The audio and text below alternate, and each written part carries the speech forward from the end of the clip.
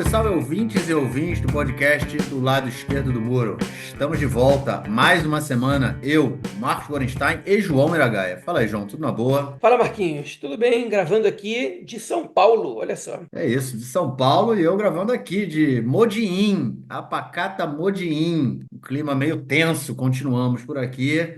Não sei quantos mais dias de guerra, acho que nós se aproximando aí dos, sei lá, quase 200 e 1000 dias de guerra, essa guerra que parece não ter fim. Estamos gravando aí numa quinta-feira, 31 de outubro, 1h55 da tarde aqui em Israel, gravando esse nosso episódio.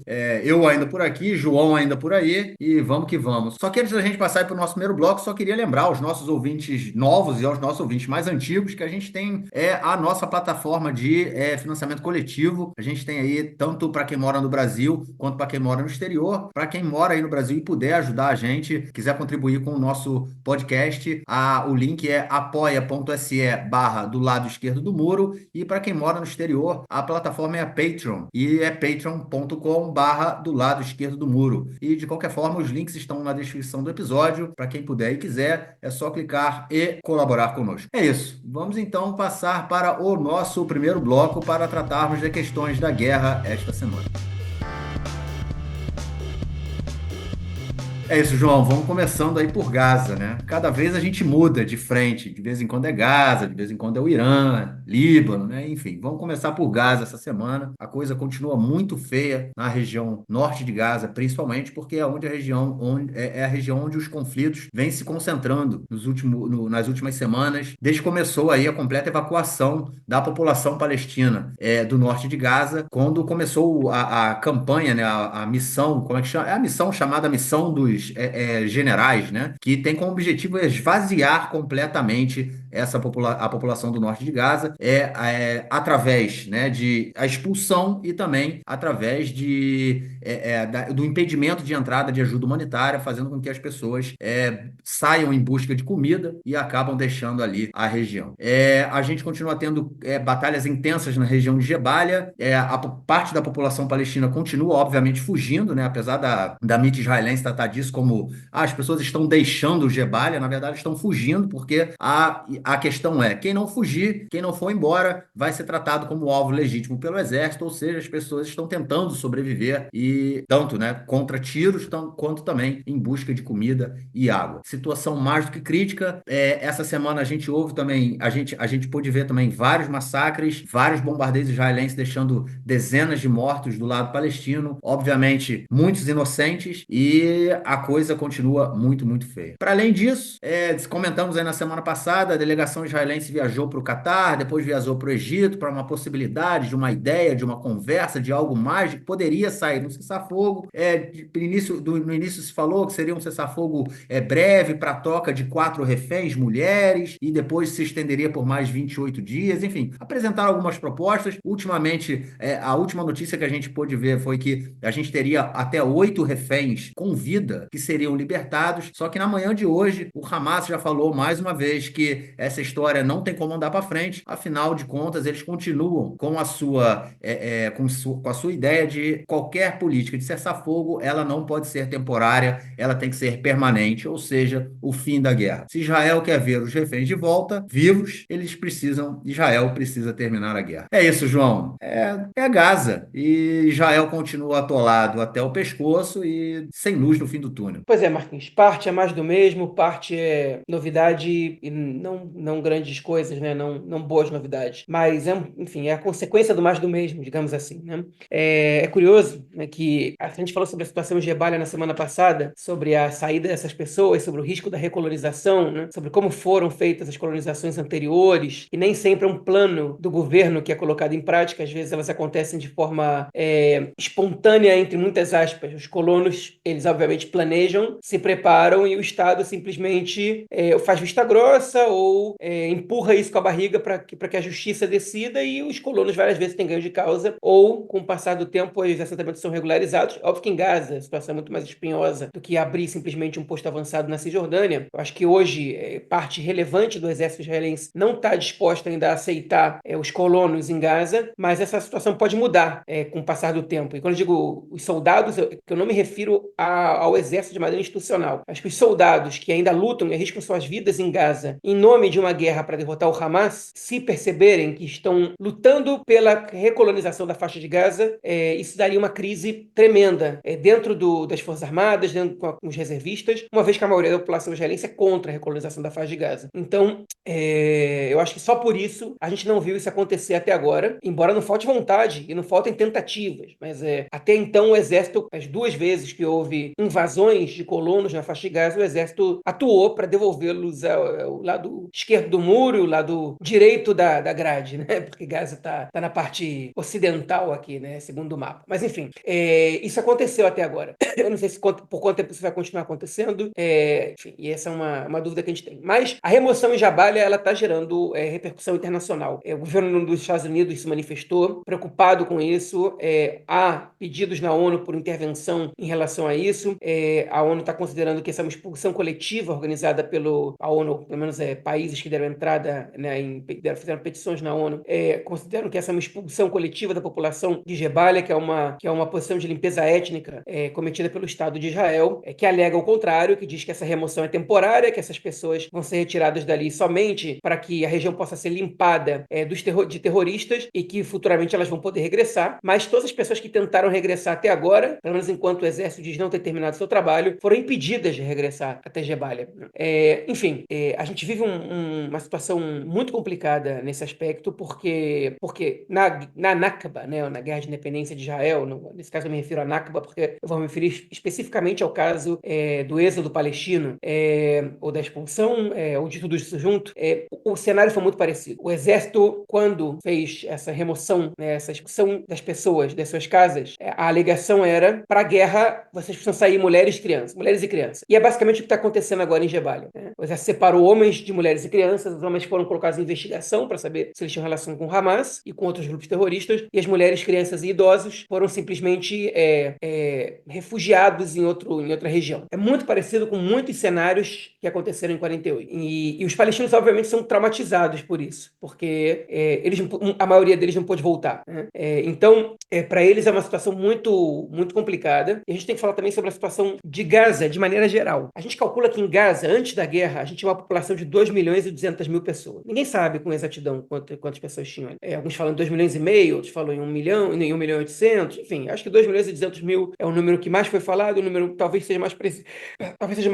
Desses 2.200.000, mais ou menos 500.000 já não estão mais em Gaza, né? Ou pelo menos não estão vivos, né? A gente tem a notícia de 42.000 que foram mortos, vários foram presos, vários estão desaparecidos e cerca de 400.000 fugiram enquanto podiam, enquanto havia tempo. Está falando principalmente da elite de Gaza, de quem tinha $10.000 na mão, pelo menos, para pagar para o Hamas e poder acessar os túneis. No Cairo, tem bairros e hotéis inteiros tomados por uma diáspora de Gaza. Pessoas que conseguiram fugir. Algumas ficaram no Egito, outras foram para outros lugares do mundo. Mas então a população de Gaza já foi reduzida. E eu não hesito dizer que, se a possibilidade fosse aberta, a gente veria outras centenas de milhares de palestinos fugindo dali, porque é preferível fugir do que morrer. Por outro lado, eu tenho certeza que muitos decidiriam ficar também em Gaza, justamente porque acreditam que o que está acontecendo agora é parte de um projeto de expulsão, de limpeza étnica, uma segunda Nakba, e caso os palestinos saiam de Gaza até o fim da guerra, eles nunca vão voltar. Então, muitos ficariam a qualquer custo, né? Eu não sei dizer quantos, também não sei dizer quantos fugiriam. Eu tenho certeza que outras pessoas fugiriam, porque a gente tem acesso a relatos de gente que gostaria de dar o pé de Gaza e não pode, não tem como, né? Não é igual no Líbano, você tem como sair do país. Em Gaza você não tem como sair de lá. Então, basicamente, essa é a situação. Caso as fronteiras sejam abertas, as pessoas possam sair de Gaza, obviamente que isso vai dar um rebuliço internacional tremendo,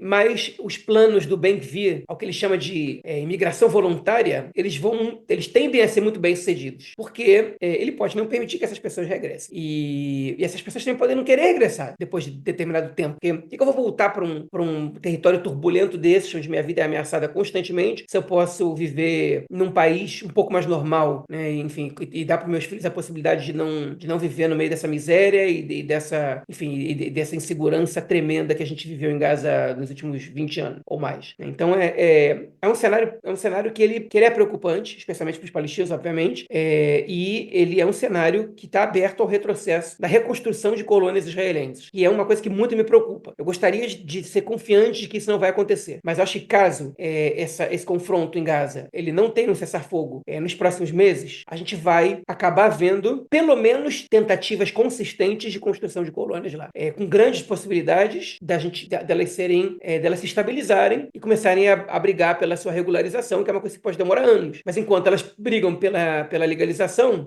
elas estão lá. E sobre o cessar-fogo que o Marquinhos comentou, houve uma proposta do Egito, né, como ele disse, de um cessar-fogo. Primeiro falaram na troca de 4 reféns, e aí, de imediato, quem recusou? O primeiro-ministro israelense Benjamin Netanyahu. Falou que não existe a possibilidade de um cessar-fogo temporário para negociar um outro cessar-fogo. Que a gente só negocia cessar-fogo sob fogo. Ou seja, ele não vai dar para o Hamas nem 2 dias de cessar-fogo. O que é uma coisa estarrecedora. Porque tudo que o Netanyahu estava dizendo que queria era um cessar-fogo temporário que permitisse que Israel continuasse a guerra e que pudesse libertar reféns. E ele tinha a possibilidade de libertar 4 reféns num cessar-fogo temporário. Obviamente que esses 2 dias de cessar-fogo eram para entrar ajuda humanitária e para que começasse a negociar a perspectiva de um cessar-fogo permanente. Agora, ele tinha a possibilidade de, depois de 2 dias, falar, ou de 28 dias, né, porque os reféns não seriam liberados nesses 2 primeiros dias, mas de falar, não quero, tipo, vambora, me dá os reféns e agora a gente quebra o cessar-fogo. E ele, de cara, negou. E ele tinha maioria no gabinete a favor e por isso ele não reuniu o gabinete. Aí, quando ele viu que pegou muito mal, ele disse que ia reunir o gabinete para debater isso. E aí, quando ele já tinha negado, o Egito já acenou com outra proposta, que era para liberar 9 reféns e para um cessar-fogo um pouco mais extenso. E aí o Hamas, que no início tinha ficado quieto esperando a reação israelense e dizendo que estavam prontos para falar sobre a proposta, e quando a proposta foi um pouco pior para eles negaram, né? Se é para negociar um cessar-fogo longo que não vai dar o fim da guerra, não quero. Okay? Agora, eu quero deixar uma coisa clara aqui, porque nas conversas que eu estou tendo aqui no Brasil, eu tô entendendo, eu tô percebendo que existe um ponto que não tá, que a gente não está sendo claro na hora de explicar e não está sendo compreendido pelas pessoas bem. Né? Qual o argumento do governo Netanyahu? É que eles não podem permitir que um novo 7 de outubro aconteça. Então, eles querem os reféns de volta, mas não a qualquer custo. E para impedir que um novo 7 de outubro aconteça, eles têm que derrubar o Hamas. Até aí, parece, de uma maneira ou de outra, o discurso de um estadista que está tomando uma decisão impopular pela segurança do Estado. Pelo menos assim soa esse discurso aos ouvidos de leigos, né? Porque quem mora aqui em Israel sabe que não pode acreditar numa palavra que ele fala, mas assim soa esse discurso de Netanyahu. Um sujeito que diz, beleza, olha só, eu quero os reféns de volta, mas eu não posso permitir que o Hamas continue ali e retirar todas as tropas israelenses, porque senão eles podem preparar um outro 7 de outubro. Né? A gente vai deixar de lado a questão de que o 7 de outubro poderia ter sido evitado por meios militares. Vamos deixar isso de lado. Né? Vamos supor que realmente, para evitar um outro 7 de outubro, a gente precisa tirar o Hamas do poder em Gaza. E aí, qual é o argumento do Netanyahu? Que só a pressão militar vai fazer com que o Hamas liberte reféns e que a gente possa derrotar o Hamas efetivamente. Só que esse argumento, ele é um argumento totalmente furado. Porque a gente tem 13 meses de guerra, praticamente. O braço armado do Hamas, enquanto milícia, enquanto exército, já foi derrotado. O Hamas regrediu 20 anos na sua estrutura militar, voltou a ser um grupo terrorista com algumas pequenas ações de guerrilha, como eles eram em 2005, 2004, antes que o Mohammed Deif, que foi morto nessa guerra,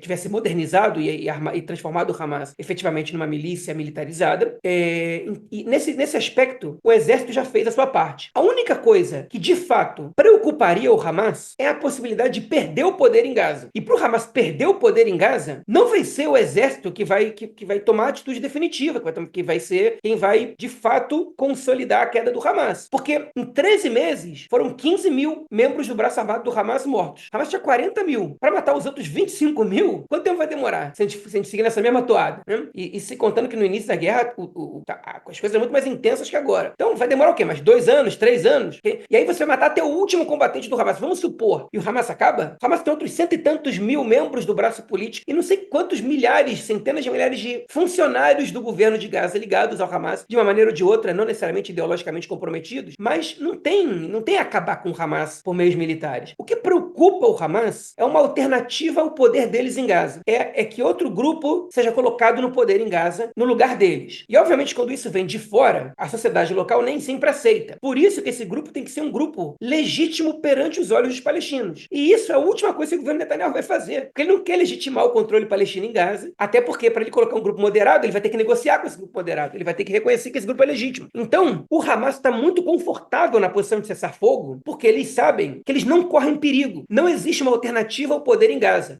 De onde o exército sai, o Hamas volta. Jabalia foi um dos lugares que foi mais destruído pelo exército na primeira etapa da guerra. Para quem não se lembra, o norte da faixa de Gaza foi o primeiro lugar que o exército chegou. Jabalia tem fotos, se não me engano, de janeiro, dezembro, de uma cratera imensa no meio do campo de refugiados. Uma ação com dezenas, se não me engano, centenas de mortes, talvez, feitas ali pelo exército, que tinha destruído, enfim, alegou que tinha encontrado um babá subterrâneo do Hamas ali, com armamentos, e fez uma destruição com uma cratera. E por que o exército está atuando de novo em Jabalia? Porque não tem alternativa de poder ao Hamas. Então que isso tem que ficar muito claro. O Hamas tem a faca e o queijo na mão agora, porque eles têm os reféns e eles não têm nada que os ameace. Então eles podem exigir tranquilamente o que eles precisam, que é a retirada total de Israel da faixa de Gaza, para devolver os reféns. Sem isso, eles não devolvem os reféns. Em que cenário o Hamas poderia negociar um cessar-fogo que eles tivessem sob pressão? Num cenário no qual eles percebessem que há um projeto em curso de colocar em Gaza um novo grupo no poder com mais força que o Hamas em todos os aspectos. E isso está longe de acontecer. Então, o Netanyahu favorece a permanência do Hamas enquanto poder em Gaza e o Hamas favorece a continuidade do governo do Netanyahu. Porque quando o Hamas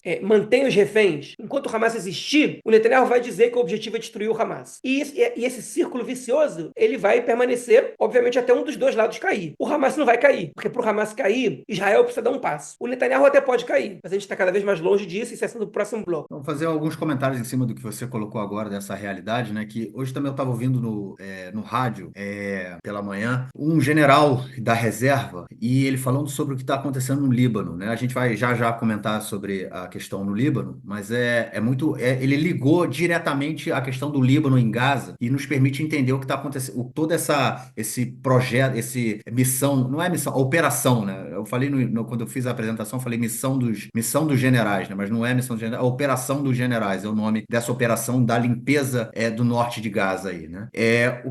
Qual é a ideia? A ideia é exatamente o que está acontecendo no sul do Líbano hoje. É a destruição total do norte da faixa de Gaza. Hoje, de acordo com relatórios do escritório da ONU, né, para assuntos para questões humanitárias, que relacionada à faixa de Gaza, que é onde a gente geralmente tira os dados, né, cerca de 87% das unidades habitacionais de Gaza estão destruídas ou parcialmente destruídas, mas parcialmente que já as tornam inabitáveis. 87% da população da faixa de Gaza não tem casa, ou seja, tudo destruído, uma destruição total da região. E qual é a questão? Isso também está acontecendo no sul do Líbano. E por que isso? Porque o que eles alegam é o seguinte: a gente tem que destruir tudo. Essa é a tal limpeza que eles fazem. Porque no momento em que se a gente não destruir, as pessoas voltam. E caso as pessoas voltem, o Hamas volta junto. E é exatamente isso, né, que você comentou agora, dessa questão de você não ter alguém que substitua o poder. Vácuo de poder não existe. Ou seja, eles estão destruindo. As pessoas não vão ter para onde voltar depois. Mesmo que elas queiram voltar depois da guerra, vamos supor que daqui a... Enfim, não vou nem chutar um período, né, porque a gente não sabe. Não tem nem ideia, né? Não é que não sabe, não tem nem ideia. Depois que a guerra acabar, Israel se retire, vamos supor que também se retire da faixa de Gaza, as pessoas voltam, elas não vão ter para onde voltar, não vão ter nem onde morar, porque só tem destruição, né? Vai ser necessário ser feita uma limpeza mesmo, uma retirada de tudo que está destruído para que as pessoas consigam habitar novamente a faixa de Gaza. A faixa de Gaza está inabitável, fisicamente inabitável, né? E essa é a política, porque você limpa, você impede com que as pessoas, essa limpeza, né? Eu acho esse termo horrível, né? Limpeza, porque parece que você está tirando coisa suja, né? Então, se você tira as pessoas de lá, você destrói, impede que elas retornem, e mesmo que elas quisessem retornar, elas não têm para onde retornar. E aí, no caso, entram os colonos, né? Eu não tenho dúvida que os colonos vão conseguir ou dinheiro com o governo, ou dinheiro com instituições que vão doar, pessoas que vão doar para fazerem lá, para trazer não sei quantos bulldozers, tratores e tirar a destruição, os entulhos e começar a construir suas colônias. As colônias. Eu não tenho dúvida que isso eles fazem muito facilmente. Mas eu acho muito difícil que a população palestina consiga voltar para o norte de Gaza, porque a política é deixá-los longe para impedir que que caso eles se retornem ao norte, a gente volte a ter a presença do Hamas, né? E no momento, e o norte da faixa de Gaza, para quem nunca conseguiu acompanhar, nunca conseguiu ver no mapa, né, é a região mais perto do centro do país, né? A faixa de Gaza tem na sua extensão 35 quilômetros, né? Cerca de 35 quilômetros. Então, essa região ao norte é a região onde os foguetes chegam mais perto de Tel Aviv, chegam direto ali em Ashkelon, Ashdod, né? Sderot fica a 3 quilômetros, 2, 3 quilômetros dali do norte da faixa de Gaza, né? Então você tem, é muito mais fácil você atacar as grandes cidades israelenses do norte. E é por isso que isso também está acontecendo. Então, assim, é exatamente o que está acontecendo no sul do Líbano e está acontecendo também no norte da faixa de Gaza. De acordo com esses relatórios da ONU, eu usei eles na semana passada também para passar alguns dados, eu só passar alguns poucos dados rapidinho. É o seguinte, esse mês, nesse mês de outubro, o último relatório que eles colocaram é do dia 27, ok? A gente está gravando dia 31, tem 4 dias. Entraram na faixa de Gaza por semana 36 caminhões de ajuda humanitária. 36 caminhões. Pensem nisso. 1.800.000 pessoas hoje vivem na faixa de Gaza. 36 caminhões de ajuda humanitária. Não tem como. Que negócio é onde a gente está, entendeu? O que está acontecendo? E sendo que nessas 2 semanas, do relatório anterior, né, que foi o que eu usei na semana passada, que tinha sido publicado no dia 22 de outubro, e esse que foi publicado no dia 29 de outubro, não, desculpa, eu falei 27, né, 29 de outubro, tem 2 dias. Ou seja, em 7 dias, morreram mais de 200 palestinos na faixa, 300 palestinos na faixa de Gaza. A gente subiu de 42.718 mortos para 43.061 mortos. Esses são as pessoas que são reconhecidas pela ONU, ou seja, eles puderam ver se eram homens, mulheres, crianças. Essas são as pessoas que o escritório da ONU reconhece. É isso que a gente está vendo, entendeu? Continua a mesma política de você continuar. E o que mais chama atenção é justamente essa questão desde o início da guerra, a gente ouve, conseguimos destruir o exército, o batalhão do Hamas na região da cidade de Gaza, no campo de Jabalia, em Rafah, em Nuseirat, todas as regiões, o exército já conseguiu acabar com todos os batalhões do Hamas. Então, como é que continua morrendo tanta gente? Por que continua morrendo tanta gente? Se o Hamas não tem mais a efetividade militar que tinha anteriormente, e se o exército de Israel já conseguiu desbaratinar todo o poder militar do Hamas e acabar com os batalhões de todas as regiões, como é que continua morrendo tanta gente? Como é que continua morrendo tanta mulher, tanta criança? Isso é uma questão que a gente tem que perguntar, e isso é uma questão que não pode ser deixada para trás. Então, assim, quanto mais essa guerra se estender, eu acho que você colocou esse ponto de a guerra é importante para o Netanyahu se manter no poder por vários motivos, a gente vai comentar disso também no próximo bloco, né? Mas o Hamas é importante para o Netanyahu e o Netanyahu é importante para o Hamas. Não só agora, desde o início da guerra. Isso desde 2009, quando o Netanyahu entrou no poder. Um precisa do outro. Os extremos, eles são importantes um para o outro. E é isso que a gente está vendo até o momento. E aí, em relação a essa questão do governo e tudo mais, há muito tempo já que as manifestações em Tel Aviv, no sábado à noite, não acontecem contra o governo. Não há manifestações contra o governo. Os ouvintes que estão com a gente aí já há alguns meses, lembram que eu vinha falando, toda semana que eu vou a Tel Aviv e vou na manifestação, tem primeiro a manifestação contra o governo, pela queda do governo, exigindo eleições, e depois a manifestação da família dos reféns, que, enfim, exige o fim da guerra e o retorno dos reféns. Hoje em dia, não tem mais. Você só tem a manifestação das famílias dos reféns. Ninguém mais fala em eleição, ninguém mais fala em queda do governo. Até porque, como a gente tem acompanhado muito por aqui, a oposição e o governo hoje são basicamente a mesma coisa, se misturam, né? É muito difícil você ver, tem muito pouca gente na oposição hoje que bate de frente com o governo, né? O caso do Yair Golan, né? Que é o deputado não, na verdade não é deputado, né? Mas ele enfim, o líder, né? No Partido dos Democratas, né? Que é o partido aí que se juntou, que foi criado da fusão do Meretz com o Partido Avodá, né, o Partido Trabalhista. Enfim, hoje a centro-direita que fazia oposição ao governo, né, o Yair Lapid, o Benny Gantz, o Lieberman, eles rezam na mesma cartilha do governo. Quando eles criticam o governo, é pela direita, não é pela esquerda. Então, hoje, assim, a gente tem a grande maioria dos deputados, enfim, no próximo bloco a gente comenta disso de novo, dos deputados também da oposição que votam em boa parte das leis junto com o governo. Todas as leis são relacionadas à guerra, relacionadas à faixa de Gaza, estão dando carta branca para o governo. E aí não tem como derrubar e não tem como sair desse loop que a gente está tendo aí, de que o Netanyahu, nem dentro de Israel, o Netanyahu consegue, tem uma oposição capaz de enfrentar o Netanyahu, o que deixa a gente aí nesse buraco vazio aí, sem nenhuma esperança. É isso, João, já que eu dei uma pincelada aí no sul do Líbano, vamos falar. Continua a guerra no sul do Líbano. Hoje pela manhã, inclusive, houve mais ataques. Se você estivesse em casa hoje, João, você ia estar no bunker. Mais bombardeio, mais mísseis vindo, né, do sul do Líbano em direção a Israel. Quatro pessoas foram mortas, 4 agricultores foram mortos na cidade de Metula. Eles estavam, enfim, no campo. O campo é tido como um espaço aberto, ou seja, não tem sirene. Então, e um dos mísseis caiu onde eles estavam. Então, quatro agricultores. Não, na verdade, eles não foram mortos. Eles tão feridos em estado muito grave. Não, não, já anunciaram que 4 foram Ah, mortos. quatro morreram? Tem Ah, outro em estado ferido em estado mortal, que ah, é nós, e isso, outros pois 2 é. feridos em estado grave. Pode chegar a 7 o número de mortos ainda. Quando eu tinha Se vocês visto de estiverem manhã, escutando esse era. Não podcast, tinha, pode ser ainda mais. sim, eu tinha visto de manhã cedo, ainda estava. Não tinham ainda dito que morreram. Enfim, a gente também teve mísseis que caíram em vilarejos árabes, né, no norte de Israel também, deixando mortos essa semana. O Hezbollah anunciou o seu novo líder, né, no lugar do Hassan Nasrallah, é o clérigo xiita Naim Qassem, e, para além de tudo, que eu acho que é o mais importante dessa questão toda, inclusive o Naim Qassem já foi ameaçado pelo Gallant, né, o ministro da Defesa. Na hora em que o Hezbollah anunciou o seu nome, o Gallant colocou um tweet falando a sua nomeação é temporária, ou seja, já dizendo que ele já está na lista. Só que o que mais chama atenção aí nesse momento é o cessar-fogo, que está sendo discutido e, pelo que vem se falando, pode sair nos próximos dias. Hoje no rádio, inclusive, eu estava ouvindo que já há, inclusive, a retirada de tropas israelenses de regiões ali do sul do Líbano, que, enfim, já haviam sendo ocupadas e havia tendo confrontos aí há bastante tempo. É isso, João. A gente vê esse acordo de cessar-fogo se aproximando.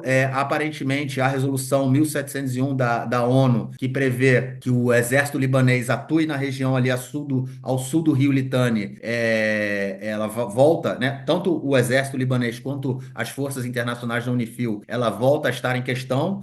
O Hezbollah ficaria para o norte do rio Litani. O que Israel gostaria era de ter uma liberdade de atuar caso visse que o Hezbollah estava voltando para o sul e que essas forças, tanto do exército libanês quanto da força internacional, não fizessem nada. Israel gostaria de ter a possibilidade de atuar, mas aparentemente isso não vai ser possível, até porque acho difícil que o Líbano concordasse enfim, com essa intervenção aí na sua soberania quando Israel quisesse aceitar. Mas é isso, há, Pois é. há um otimismo nessa questão toda, né? Pois é, acho que você tocou no ponto de impasse principal, né, enfim, que vai caracterizar as negociações por cessar-fogo. Enfim, tem umas mudanças. Israel quer resgatar a Resolução 1701 com algumas mudanças. Basicamente é isso que está acontecendo.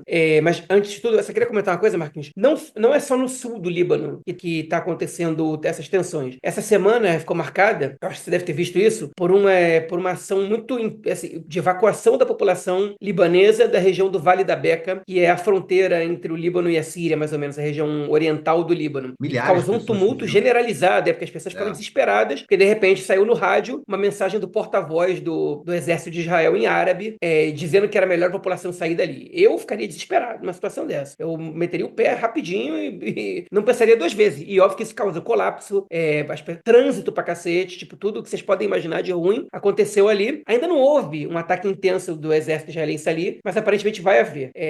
Enfim, tá entre as coisas que estão para acontecer nesses últimos dias, antes do cessar-fogo, se é que essa questão se confirma. Por outro lado, a gente também tem visto um ataque muito maior de drones vindo do Líbano, né, obviamente do Hezbollah, contra território israelense. Ontem, todo mundo que mora no noroeste do país, né, entre a fronteira com o Líbano, no litoral, até a cidade de Hedera, que já é no centro de Israel, mais ou menos no centro-norte, teve que ficar em abrigos. Isso inclui toda a região metropolitana de Haifa, por 1 hora, porque a Força Aérea não tinha conseguido detectar alguns dos drones que invadiram o território israelense. E os drones, como vocês devem ter percebido, são uma preocupação especial de Israel nesse momento, porque eles têm uma dificuldade maior de interceptação, tanto a bateria antiaérea não consegue detectar a invasão dos drones em território israelense, em primeiro lugar. Ela tem muito mais dificuldade. Os drones, eles viajam em velocidades muito menores do que os foguetes e mísseis, e isso, aparentemente, para um leigo, pode parecer que isso representa uma facilidade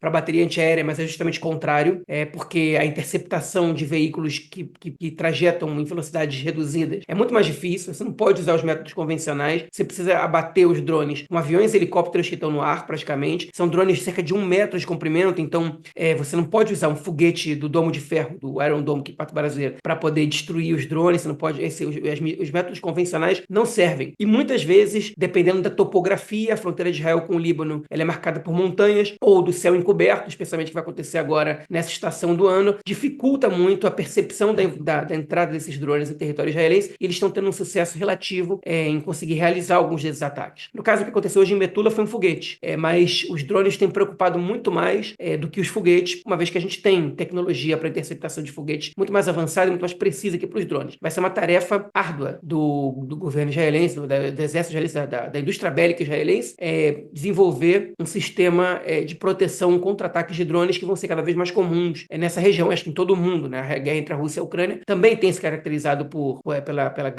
pelo uso intenso de drones, dos drones iranianos especificamente, como é o caso do Hezbollah e como é o caso da Rússia, que também compra drones do Irã. Eu vou comentar, você comentou, Marquinhos, que eu ia estar na minha casa agora, né? Se eu estivesse na minha casa, eu estaria escutando sirene. Eu não consegui ver se houve sirene na região que eu moro, mas eu quero fazer um comentário do ponto de vista pessoal, para que vocês entendam mais ou menos o que estão vivendo as pessoas na região onde eu moro agora. A gente decidiu sair de casa quando viu que ia ter uma escalada. E desde que começou a escalada, suspenderam as aulas. Só que o mês de outubro ele é um mês que já tem 2 semanas sem aula, porque ele tem várias festividades judaicas. Então a gente decidiu ir para o Brasil também, porque sabia que as crianças não iam perder aula. A gente pensa, bom, se essa escalada se mantém, o que é mais provável, e é o que de fato está acontecendo, depois das festas, as festas terminaram na quinta-feira passada, então as aulas não vão voltar. Mas eu fui surpreendido na quinta-feira com uma mensagem da professora da minha filha, do jardim de infância, dizendo que na sexta ela ia ter aula. Meu filho não tem aula às sextas-feiras. Ele está na Kitabê, que é o equivalente ao 2º ano do ensino fundamental no Brasil. Meu filho tem aula só de domingo a quinta. Minha filha tem aula de domingo a sexta. Domingo aqui é dia útil. E ela teve aula sexta-feira. Eu fiquei surpresa. Falei, como assim eles estão retornando com as aulas? A escalada não diminuiu nem um pouco. Tá tendo sirene. Tipo, como assim eles vão voltar às aulas? E aí, enfim, eles colocam 2 pais ou mães para ficar de prontidão no espaço que tem entre o jardim de infância e o bunker, que é muito rápido de chegar. Eu chegaria em 15 segundos, mas mover 30 crianças para lá demora um pouquinho mais. E eles têm 1 minuto para chegar lá. E as crianças fizeram treinamento já várias vezes, desde outubro do ano passado, e às vezes elas chegam em 1 minuto, às vezes não. Às vezes demora 1 minuto e 15. E esses 15 segundos aí podem ser muito significativos, né? Enfim, se um serviço antiaéreo falhar. Enfim, eu falei, que estranho. Eu falei, mas se vai voltar às aulas da minha filha, é sinal que o Ministério da Educação autorizou a volta das aulas, então as aulas do meu filho também vão voltar no domingo. E aí o que aconteceu no domingo? Eu acordo, que o fuso horário faz com que eu tivesse algumas horas na frente, com uma série de mensagens dos pais preocupados, porque tocou a sirene em toda a região que eu moro, inclusive no Moshav, na comunidade onde eu moro, e as crianças estavam em sala de aula. E alguns dias depois, tocou a sirene em regiões próximas, e as explosões também aconteceram em regiões próximas, e se bem as crianças não tiveram que correr para o bunker, elas ficaram nervosas, né? Enfim, eu não sei se eu estaria mandando meus filhos agora para a escola. Certamente eu não enviaria o meu filho pela condução que vem buscar as crianças onde eu moro. Eu levaria de carro, porque se toca a sirene no meio da estrada, a instrução é que você saia do carro e tape a cabeça, para que não corra o risco de nenhum destroço em chamas possa explodir, possa provocar uma explosão se colidir com o tanque de combustível do carro, né, no motor. Mas no ônibus com 50 crianças, você não tem como tirar todo mundo. Então a instrução é baixa a cabeça e torce para não acontecer nada. E eu não correria esse risco, pelo menos no caminho. Na escola eu sei que tem um bunker. Só que o bunker da escola do meu filho não entram todos os alunos. Então, por isso que você tinha que fazer um revezamento de turmas que tem aula 3 vezes por semana e outras 2 vezes, enfim, por mais horas, não sei. Mas tá tudo funcionando normalmente. O que me deixa um pouco preocupado com a forma como o Comando de Frente Interna do Exército, que cuida da população civil, está lidando com essa escalada no Líbano. Por outro lado, me dá a entender também que eles estão tentando transparecer normalidade, porque talvez a gente esteja próximo a um cessar-fogo. Mas isso aí tudo são hipóteses minhas. Eu não tenho a informação que o Exército tem para poder tomar a decisão de sim ou não realizar ou suspender as aulas. E, obviamente, que isso também tem uma influência do próprio governo, que quem decide no final é o governo. Mas, enfim, então para onde eu vou com isso? A gente está vendo negociações por cessar-fogo agora. Essas negociações, elas querem remontar a resolução 1701 do Conselho Conselho de Segurança da ONU, que foi votada depois da Guerra do Líbano, a Segunda Guerra do Líbano, de 2006. Essa resolução, entre outras coisas, ela previa a retirada total das tropas israelenses do território libanês, que o Hezbollah não pudesse atuar ao sul do rio Litani, que não pudesse haver membros do Hezbollah ao sul do rio Litani, que o Hezbollah fosse desarmado pelo exército libanês a médio e longo prazo, e que tropas da ONU fariam a segurança na fronteira sul do rio Litani e impediriam, de alguma maneira, a presença de grupos armados que não o exército libanês para atuar naquela região. Eu acho que, com exceção da retirada das tropas israelenses e da chegada das tropas da UNIFIL, nada do resto aconteceu, né? O único que aconteceu de fato é que a gente teve um período de relativa paz nesses 17 anos que se seguiram, né? Entre 2006 e 2023, a gente teve um período de relativa tranquilidade no norte, a ponto de que todo mundo passeava por aquela região sem nenhuma preocupação durante esses 17 anos. Eu cansei de ir para a fronteira com o Líbano, fui até o Golã, enfim, as pessoas circulavam por ali, pelo menos, sem nenhum problema, embora todo mundo soubesse que o confronto com o Hezbollah era muito mais uma questão de quando do que de se ia haver. E parece que Israel quer voltar a essa resolução, quer retomar essa resolução, mas Israel admite que o exército libanês esteja presente na fronteira sul, porque a UNIFIL ela tem limitações ao trabalho que eles podem fazer. A gente comentou isso na edição da semana passada, que um comandante da UNIFIL disse que eles sabiam que tinham túneis sendo construídos do lado da base deles, só que eles não podem atuar em terreno privado, e eles fizeram pedidos para o governo libanês para atuar contra incursões do Hezbollah ali, e os pedidos foram negados. Eles têm que respeitar a soberania nacional. O Líbano tem um exército. E se o país Líbano não quer as tropas da ONU, as tropas da ONU saem. E o Líbano quer, porque é cômoda essa situação, porque eles podem responsabilizar a UNIFIL por estar fazendo ou não estar fazendo a segurança no sul, e o exército pode se abster disso, até para não gerar uma crise entre o exército do Líbano e o Hezbollah, uma vez que o Hezbollah é um partido político que é membro do governo libanês. E o exército, obviamente, não quer estar em confronto com o Hezbollah. Então, a proposta que Israel está apoiando é que o exército libanês seja responsável por manter o Hezbollah fora, na verdade, distante da margem sul do rio Litani, e que Israel tenha liberdade de atuação. Agora, esse caso é muito complicado, né? Porque você está pedindo para o exército do outro país fazer a segurança e está dizendo, por outro lado, que você não confia nesse exército para poder fazer essa segurança. Então, que você vai invadir o território soberano deles para poder garantir a segurança do seu país. Se na prática, eu também acho muito pouco provável que o exército libanês possa garantir a não presença do Hezbollah ali, basicamente o que Israel quer é o seguinte, é dizer, não é a UNIFIL, são vocês que têm que garantir a segurança. Então, se vocês não garantem, eu quero liberdade de atuação para a gente garantir a nossa segurança. Basicamente, essa é a mensagem que Israel quer passar, que eu acho muito difícil que seja aceita pelo governo libanês. Por outro lado, o primeiro-ministro libanês, ele parece muito otimista. Ontem ele deu uma declaração dizendo que ele espera, a gente está gravando na quinta-feira, dia 31 de outubro, inclusive aniversário do nosso amigo Volô aí, um abraço Volô. Estamos gravando, enfim, agora quinta-feira, dia 31 de outubro, e ontem, no dia 30, o primeiro-ministro libanês disse que, primeiro-ministro interino, né? Ele disse que espera que o cessar-fogo seja alcançado em questão de horas ou no máximo de dias. Ou seja, ele está otimista.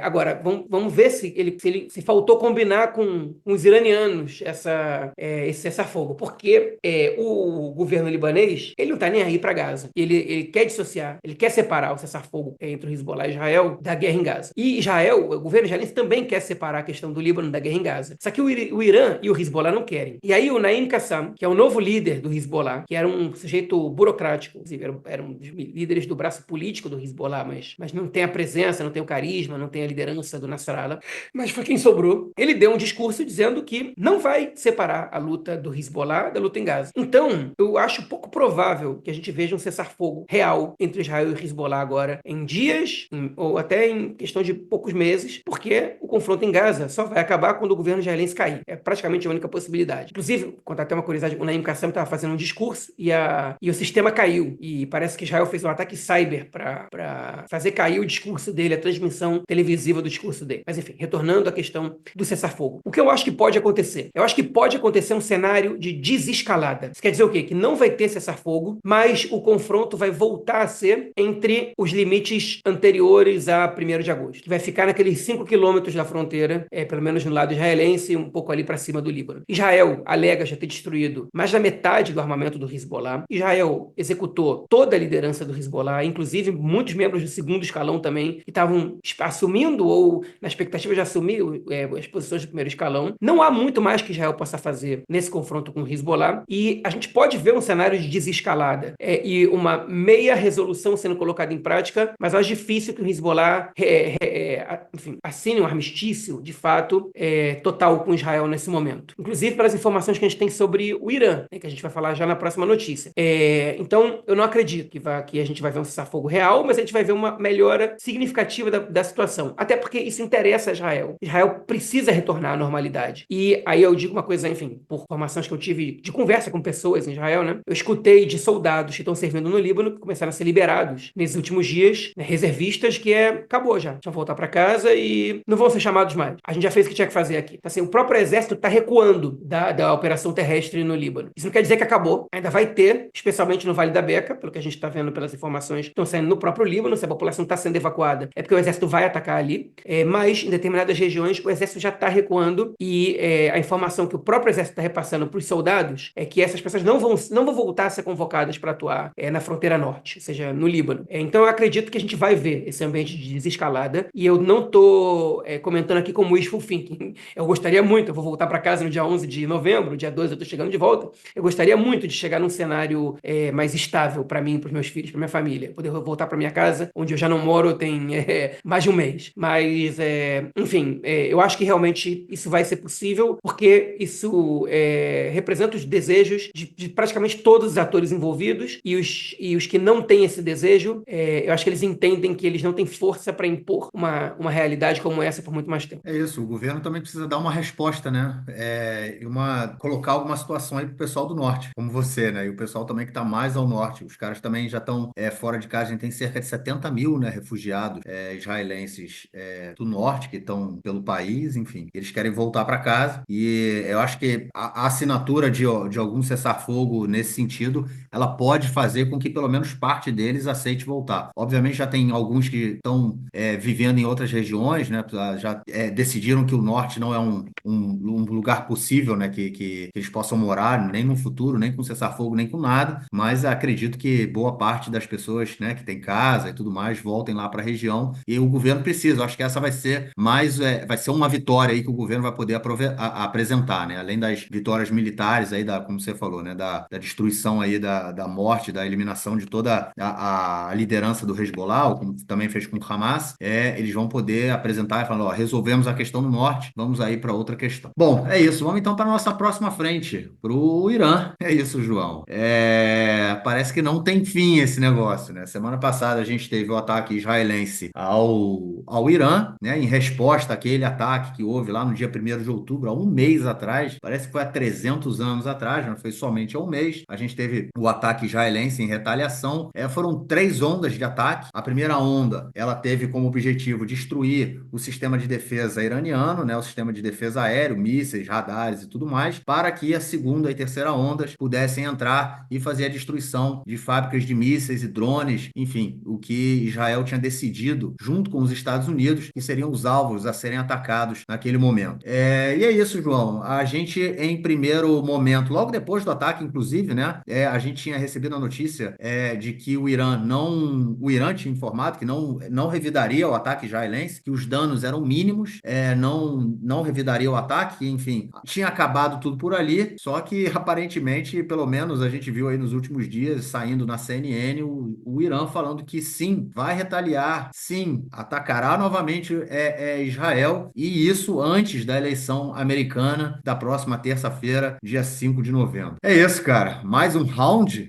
Olha, aparentemente sim, e isso é um pouco surpreendente, porque eles mudaram de posição muito rápido. E eles mudaram de posição justamente quando a imprensa israelense divulga informações de que 3 das 4 baterias antiaéreas S-300 deles foram destruídas no ataque. O Irã está sem defesa aérea. E é muito curioso que o país possa reagir e sustentar um ataque assim tão desprotegido. Isso me faz questionar a informação que a imprensa israelense está divulgando. As fontes são militares, né? Não necessariamente israelenses, muitas vezes as fontes são militares dos Estados Unidos, mas me faz questionar. Tipo, é isso mesmo? Tipo, Israel realmente destruiu essas baterias antiaéreas?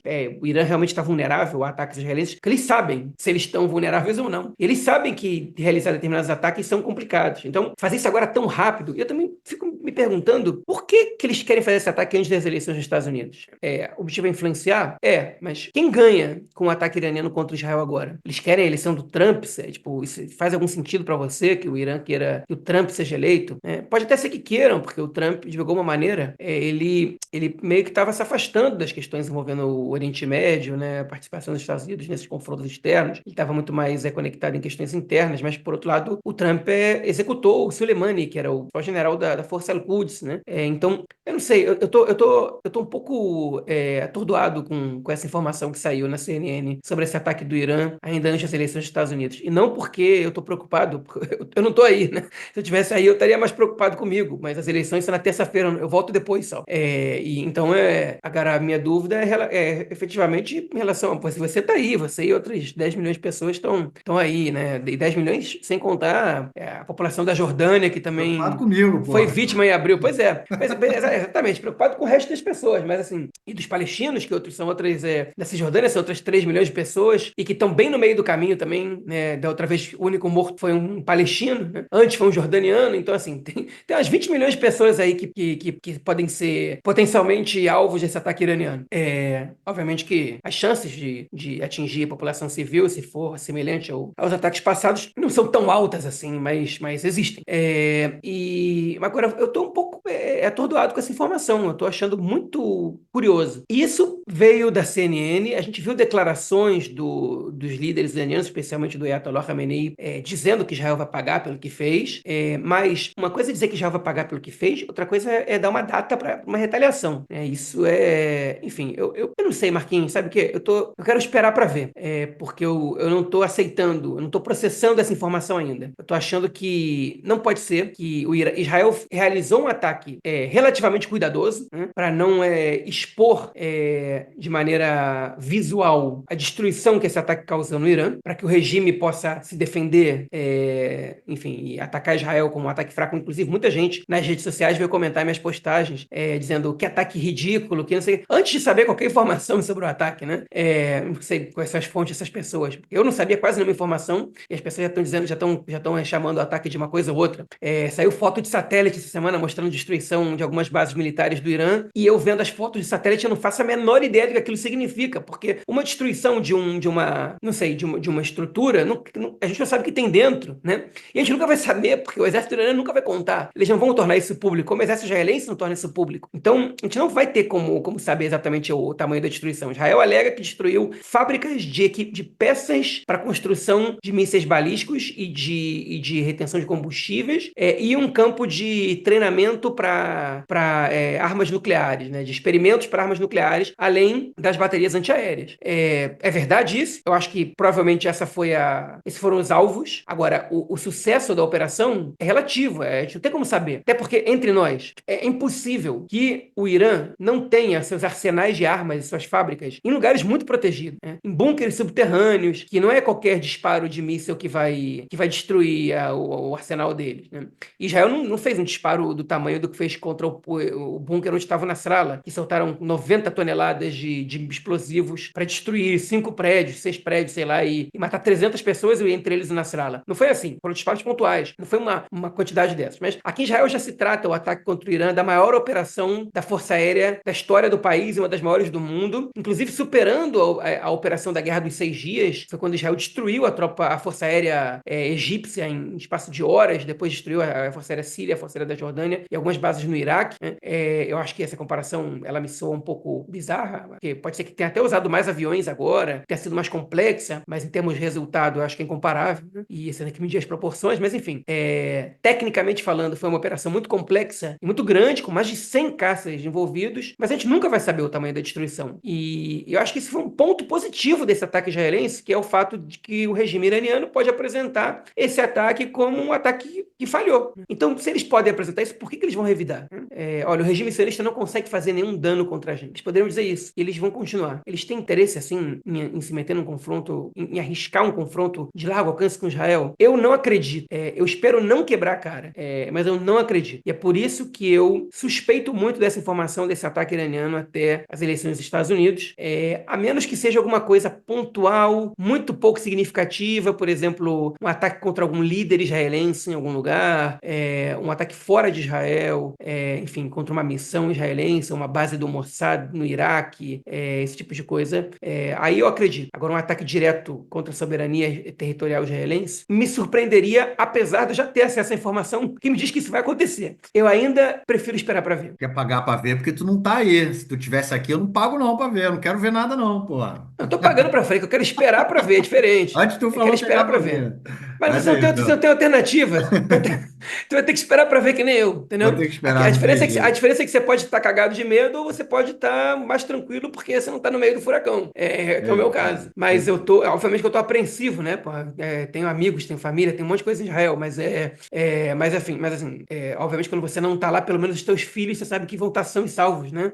Sãos e salvos. E essa é a grande diferença entre Marquinhos e mim aqui nessa situação. Mas enfim, não é que eu quero pagar pra ver. Eu tô um pouco cético frente a essa informação que surgiu. Outra vez, eu não disse que não vai acontecer, mas eu acho que vai ser uma coisa diferente das últimas duas. O governo Biden, inclusive, já falou, né, que caso o Irã ataque, vai mais uma vez ajudar Israel a se defender e tudo mais, né, no mesmos moldes que eles fizeram aí no período nas vezes anteriores, em abril e agora também no início agora desse mês de outubro. Mas o estranho disso tudo é justamente essa questão das eleições americanas e a gente poder, enfim, tá tudo indefinido também, né, nas eleições americanas. Tanto Israel quanto os Estados Unidos, quanto o Irã estão apostando nas eleições, né? Eu acho que isso também tem muito a ver com a questão do acordo com o Líbano, do acordo de um possível cessar-fogo não possível, negociações de cessar-fogo com Gaza. Eu acho que isso também tem muito a ver, né? O Netanyahu, em nenhum momento, ele quer dar algum crédito para o governo democrata, para o governo Biden. Tem havido aí rachas e discussões muito sérias entre os dois. O Biden, eles eram muito próximos, né? Antes do Biden assumir o governo, eles eram muito próximos, e depois que o Biden assumiu, e principalmente depois do início da guerra, a relação entre os dois piorou muito. O Biden já, inclusive, falou que não confia no Netanyahu para absolutamente nada, isso foi vazado. Enfim, e agora está todo mundo apostando nisso, né? Inclusive, eu acho que essa questão desse acordo com o Líbano, ela pode sair para depois não ser assinado nos próximos dias, porque muito se fala aqui em Israel que realmente nisso nos próximos dias, né? Isso que você falou que você conversou com pessoas que você sabia que estavam no Líbano, né? Soldados que já estão deixando, estavam vindo no rádio hoje de manhã. O cara, o apresentador do programa falou: não, não, a gente já está vendo aí o exército saindo do Líbano, pessoas voltando, falando, acabou, é isso aí, não sei o quê. Ou seja, realmente, né, o acordo com o Líbano pode estar muito próximo, mas pode ser que para que o governo Netanyahu impeça do governo Biden levantar aí uma bandeira de conseguimos alguma coisa antes das eleições, né, que pode, obviamente, ter uma influência nessas eleições que estão apertadas, o acordo seria assinado no dia 6 de novembro, né? Não no dia 5, não no dia 4 ou daqui a 2 dias. Enfim, é só uma possibilidade, a gente não tem informação, ou pode ser alguns. Eu acho que assim, se o Netanyahu puder fazer alguma coisa para impedir que o governo Biden tenha alguma vitória, ele vai fazer. Então, vamos acompanhar e ver o que vem por aí. Então, pessoal, parece que eu cometi um erro. Parece que, de fato, vai haver um ataque do Irã contra Israel antes do dia das eleições, porque já foram diversos meios de comunicações norte-americanos que informaram que o exército iraniano já recebeu a ordem do próprio Ayatollah Khamenei para preparar um novo ataque contra Israel. Saiu no Axios, saiu na CNN, saiu no New York Times, e as informações foram corroboradas por fontes israelenses também. Ou seja, Israel, a inteligência israelense, recebeu esse tipo de informação. Ele deve estar para acontecer nos próximos dias, segundo a reportagem da CNN, antes das eleições nos Estados Unidos. E isso me deixa, de alguma maneira, um pouco confuso, porque eu não consigo entender qual seria a real vantagem do Irã em realizar esse ataque nesse momento. Porque se o ataque israelense foi um ataque fraco, então o Irã não tem essa necessidade toda de retaliar. E se o ataque israelense foi um ataque poderoso, que realmente destruiu a bateria antiaérea iraniana, então eles estão se expondo muito realizando esse ataque, uma vez que Israel vai revidar, provavelmente. Então a gente fica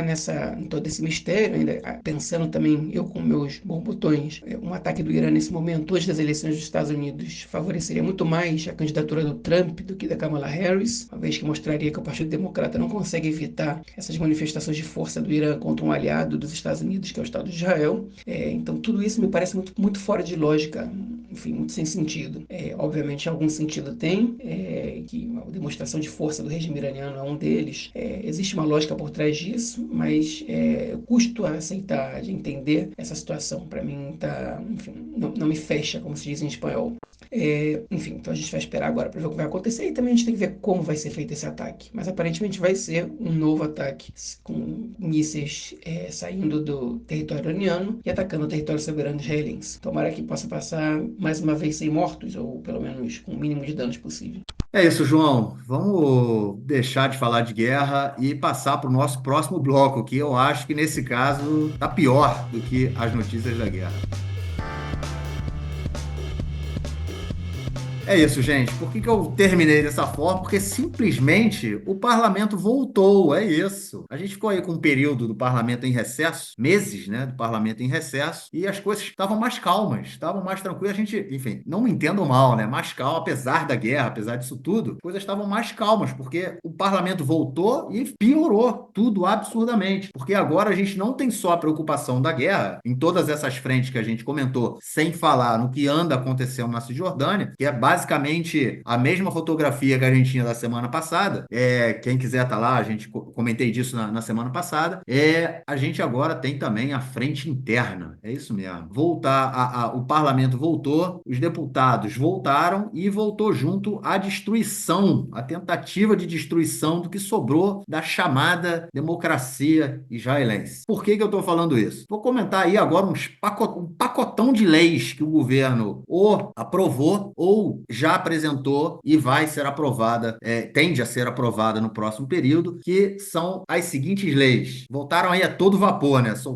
Os caras vieram igual uma bomba atômica. Vamos lá. A primeira lei, uma lei que eles querem mudar a lei chamada Lei da Knesset, né? Lei do parlamento, que é a lei que rege toda a questão eleitoral, e é uma lei, obviamente, que ela proíbe pessoas que participarem das eleições que apoiem o terrorismo, ou seja, deputados, candidatos, né, que apoiam ou já apoiam o terrorismo, ou não só isso, né, tem um elemento muito interessante também, que negam a existência do Estado de Israel enquanto um Estado judaico. Eles podem ser impedidos de participar das eleições. Obviamente, isso acaba caindo em, enfim, grande maioria, em deputados árabes, né?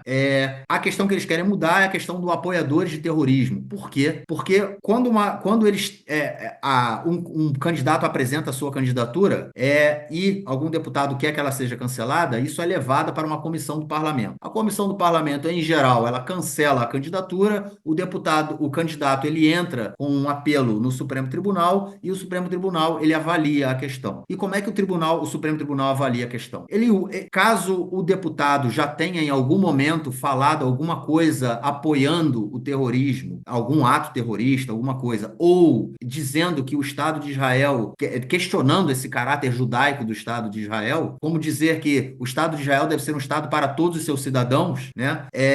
Ele pode ser impedido. Mas o que o Supremo, ele impedido de participar, né? E o que o Supremo avalia? O deputado que falou isso há 15 anos atrás e nunca mais falou isso, ele não vai ser impedido de participar das eleições. Porque ele é um cara que pode ser que em algum momento da vida dele, ele pode ter falado alguma coisa em favor do terrorismo, só que ele abandonou essa ideia. Ele não mais participa, não mais defende essa ideia e por isso o Supremo permite com que ele participe das eleições. Só que agora os deputados eles querem acabar com isso. Eles querem simplesmente, se em algum momento da vida o cara falou alguma coisa ou indicando um apoio ao terrorismo ou negando a existência do Estado de Israel como Estado judaico, ele possa ser impedido, ele deve ser impedido de participar das eleições. Essa é a primeira lei. A segunda lei é uma lei que ela já foi aprovada, inclusive pela grande maioria dos deputados, e aí eu falei no bloco passado daquela questão da oposição estar sempre com o governo, os partidos da oposição da centro-direita votaram com o governo, que é uma lei que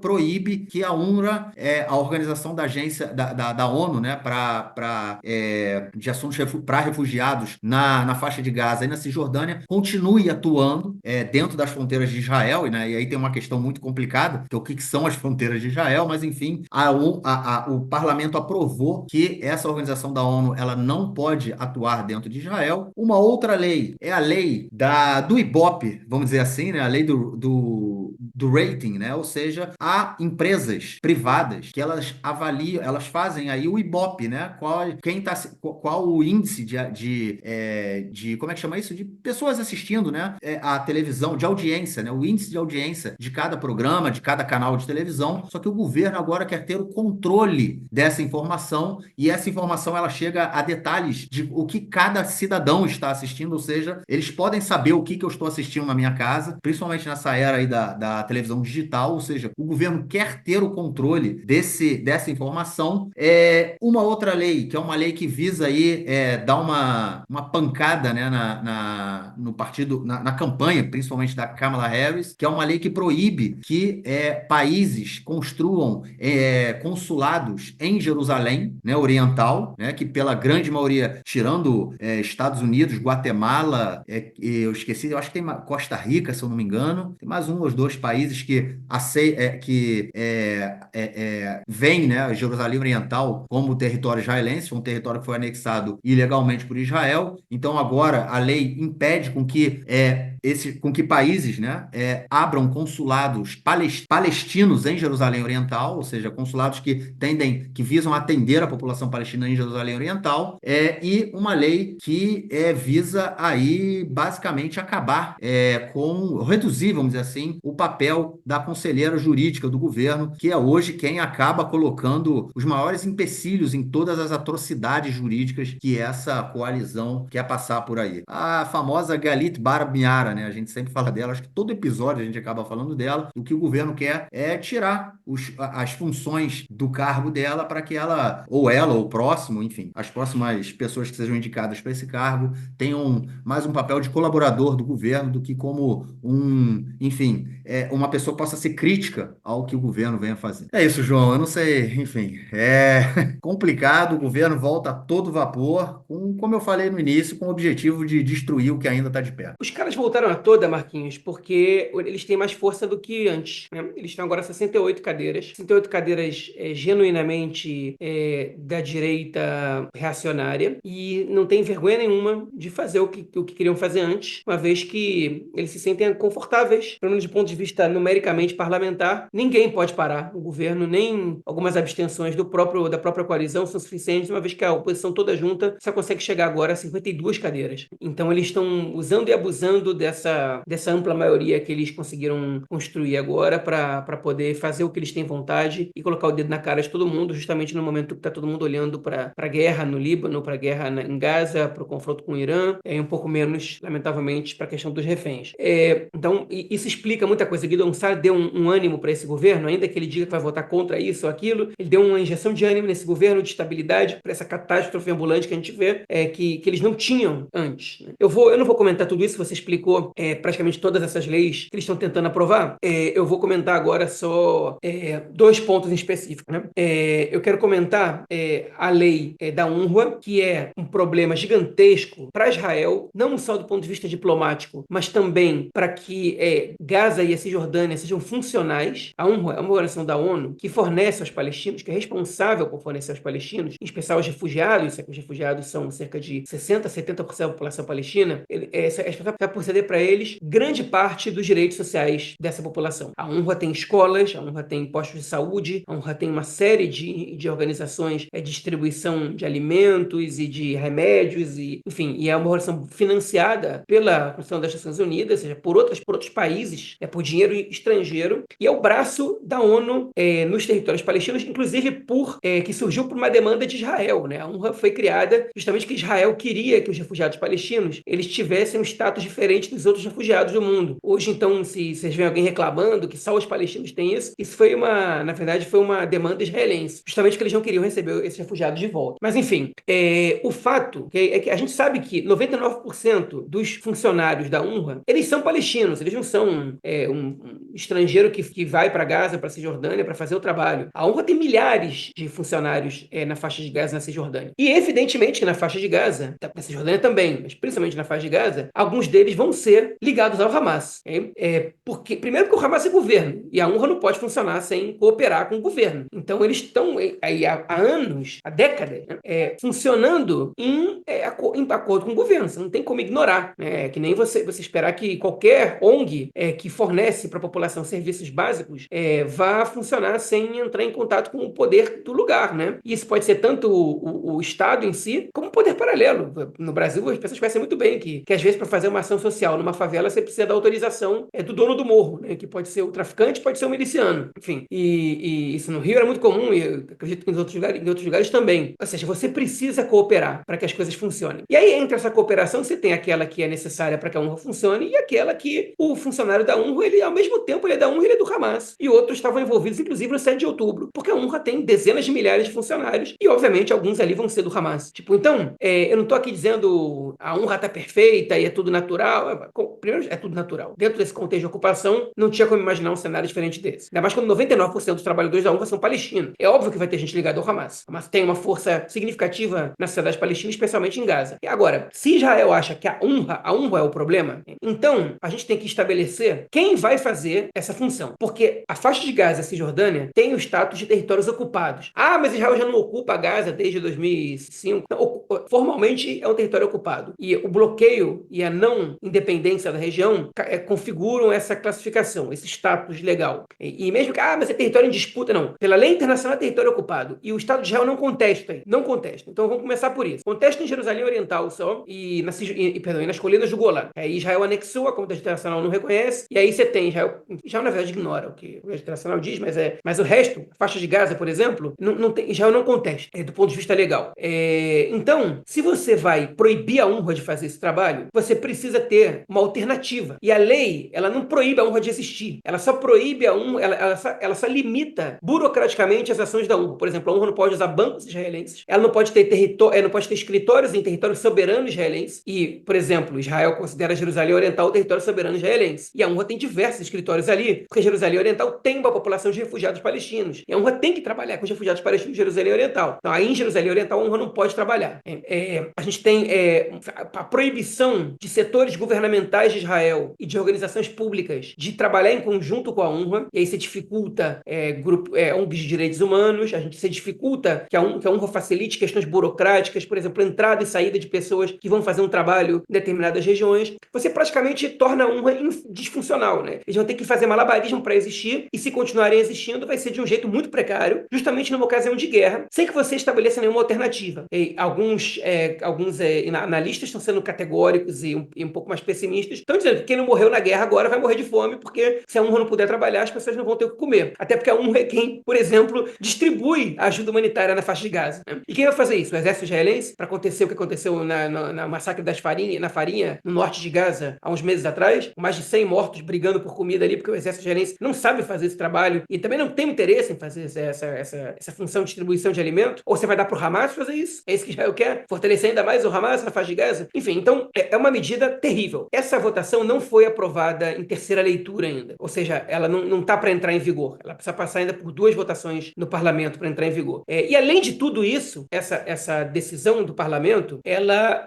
desagradou a comunidade internacional, que está perplexa. Inclusive, governos de extrema-direita que estão manifestando pleno apoio a Israel, como o caso da Itália, né, falaram, vocês não podem fazer isso, cara. Tipo, vocês estão passando dos limites. Né? O que é uma vergonha. Né? Enfim, você escutar isso de gente desse naipe. Mas, enfim, para Israel, acho que nada surpreende o governo israelense. Mas isso gera crise com os Estados Unidos, gera crise com o mundo inteiro, porque é a ONU trabalhando ali. É você proibindo a ONU de trabalhar ali. Né? Então, enfim, realmente um retrocesso gigantesco. É pior que um retrocesso, né? Porque não é nem você retornar a ocupação na faixa de Gaza antes de Oslo, que é quando o poder civil também estava na mão de Israel. Porque mesmo quando o poder civil estava na mão de Israel, ali em Gaza, a UNRWA resistia para fazer esse trabalho. Então, com todas as críticas ao que a UNRWA cooperou e tudo que aconteceu de ruim ali, e que realmente alguma coisa devia ser feita em relação a isso, você não pode jogar fora a água com o bebê dentro. E você tem os votos de todos os membros dos partidos. Campo Republicano, ainda chama assim esse partido? Campo Republicano. Campo Republicano, Yesh Atid, que é o partido do Yair Lapid, o maior partido da oposição no momento, do Israel Nossa Casa, do Avigdor Lieberman. Todos esses 3 partidos da oposição votaram a favor dessa lei. E uma parlamentar do Partido Trabalhista, dentre os quatro, também. Os outros três Partido Trabalhista se abstiveram, e só quem votou contra foram os membros dos partidos árabes. Foram 90 votos a favor, 10 contra, São enfim, o resto foi 92. abstenção. 92 o 92, voto. pois é, e 10 contra. Aí você pergunta, por que que o Yair Lapid votou a favor disso? Bom, o Lieberman, ele quer botar o dedo no olho da ONU mesmo. Por que que o Gantz, ninguém sabe o que ele quer. Por que que o Yair Lapid e o partido dele votaram a favor disso? Eu acho que tem gente no partido do Yair Lapid que sabe que essa lei, ela é um desastre.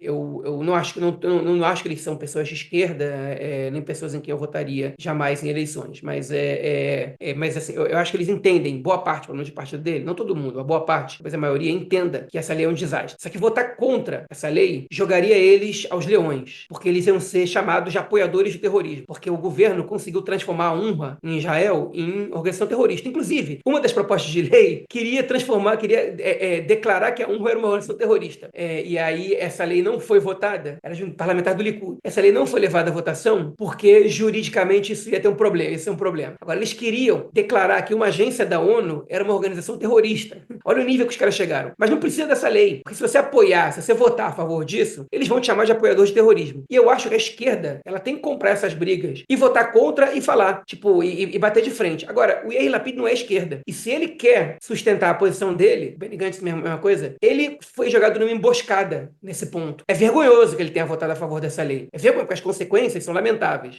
Mas, por outro lado, do ponto de vista pragmático, eu não sei se ele tinha saída. Eu não esperava que ele fosse votar diferente disso. Eu esperava que alguns parlamentares ali do partido dele se abstivessem. Eu não vi, vou ser honesto, eu não vi a lista de abstenções para saber se alguém se absteve ali ou não. Mas eu vi que a recomendação dos partidos foi votar a favor, esses três partidos. Então, enfim, eu falei que ia comentar duas dessas leis, mas vou ficar por essa só aí. Semaninha, né, cara? Semaninha, cara. Olha só o nível dessas leis, cara. Nível, controle do que as pessoas veem na televisão. Ou seja, eles podem começar a falar, ó, você tá assistindo, você cometeu algum crime, sei lá, nem crime. Vamos supor, você é preso numa manifestação. O cara vai lá, vai ver o que você assiste na televisão. Olha só o E não nível. tem nessa isso, não. Eles podem também mudar as regras de divulgação do rating. E dizer, por Exato. exemplo, o canal 14 não teve um quarto das transmissões do canal 12, teve metade. E aí o que acontece? O investimento nos É programas do canal propaganda. 14 aumenta, né? É, Eles podem manipular essas informações, porque eles podem ter os critérios subjetivos que eles quiserem. sim. O Shlomo Filber, que é o diretor de pesquisa política do canal 14, estabeleceu um critério próprio e totalmente heterodoxo para pesquisa eleitoral, quer dizer, tá bom, apesar deles me responderem uma coisa, eu acho que eles não vão fazer isso nas eleições. Isso vira pesquisa eleitoral no canal 14. Quem garante que o governo não vai fazer a mesma coisa? Pois é, cara. É realmente absurdo. E essa coisa também da questão do terrorismo, né?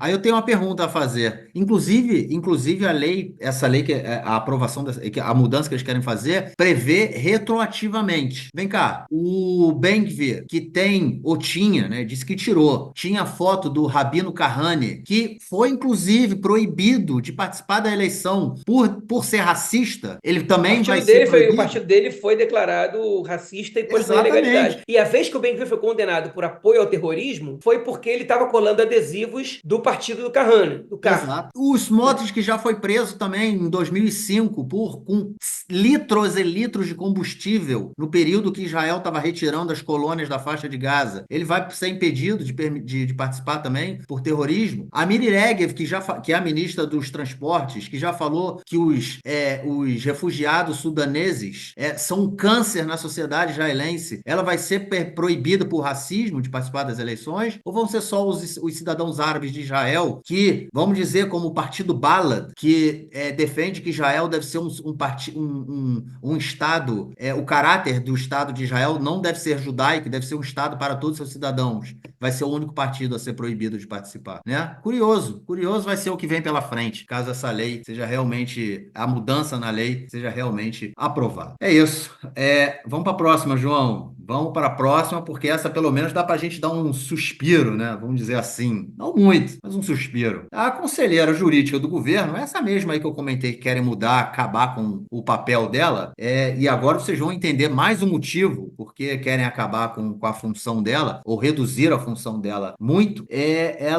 A gente comentou na semana passada que ela colocou, que ela tinha dado um ultimato aí ao chefe da polícia. Isso porque o chefe da polícia, ele simplesmente tinha afastado o conselheiro jurídico da polícia, né? O cara que vira para a polícia e fala, ó, meu amigo, isso você não pode fazer porque isso aí é contra a lei. Isso você não pode fazer porque isso vai dar problema, né? Que é mais basicamente o que a Galito Barba Miara ela faz dentro do governo. Então, o chefe da polícia, ele tinha afastado o conselheiro jurídico da polícia. E a conselheira jurídica do governo falou, meu amigo, o que você está fazendo é ilegal, isso não pode acontecer, você tem que congelar esse afastamento. O cara demorou, não afastou, falou, ó, não vai, tipo, não congelou o afastamento, né? Não fez nada, tipo, deu uma, não ouviu o que ela falou para mim, até que ela colocou ele contra a parede, falou, meu amigo, caso você não faça isso, você vai ser afastado do cargo. E aí o chefe de polícia colocou o galho dentro e congelou o afastamento do conselheiro da polícia. É isso, né, João? Um ataque atrás do outro. Ele dobrou a aposta até onde ele pôde, né? Ele, não é nem que ele ignorou, ele falou: eu não vou permitir intervenções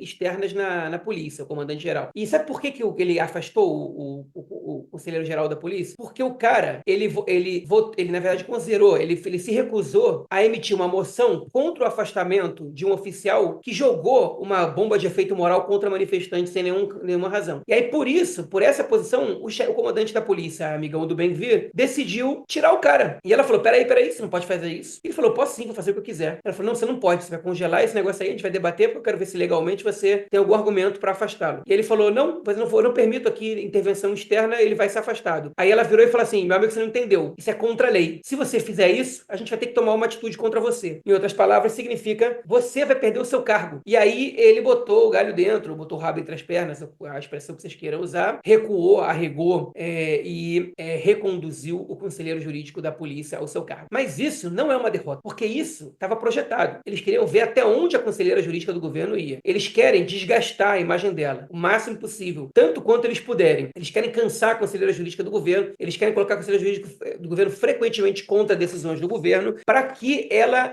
eles possam depois chamá-la de oposição, de tendenciosa e etc e tal, de esquerdista, traidora e por aí vai, para que eles possam talvez derrubá-la ou pelo menos tentar deslegitimar decisões dela em casos muito mais relevantes e importantes do que esse. Isso é estratégia do Ben-Gvir, que é a destruição das instituições do Estado de todas as maneiras possíveis que ele possa atuar. Então, isso é um exemplo só de muitas coisas que a gente já viu e ainda vai ver enquanto ele estiver no poder. Essa é a tentativa deles em todo momento, né? Eles vão jogando, eles vão tentando desgastar todas as instituições. E aí, um exemplo, né, que vamos dizer assim, é um exemplo pequeno, mas não tão pequeno. Enfim, é não tão pequeno, vou deixar por aí. Que é justamente a questão, eles vão desgastando, e criando enfrentamento com o sistema judiciário o tempo inteiro, até o momento que o sistema judiciário acaba tendo que deixar passar algumas coisas, né? E aí o exemplo que eu queria usar foi, a gente comentou disso, né? Foi da reza de Yom Kippur em Tel Aviv, né? Que no ano passado tinha dado uma confusão desgraçada, pancadaria, porque o Garim Torani, né? Que são os núcleos religiosos, né? Que existem basicamente em todas as cidades, em Tel Aviv. Enfim, Tel Aviv é uma cidade extremamente secular, né?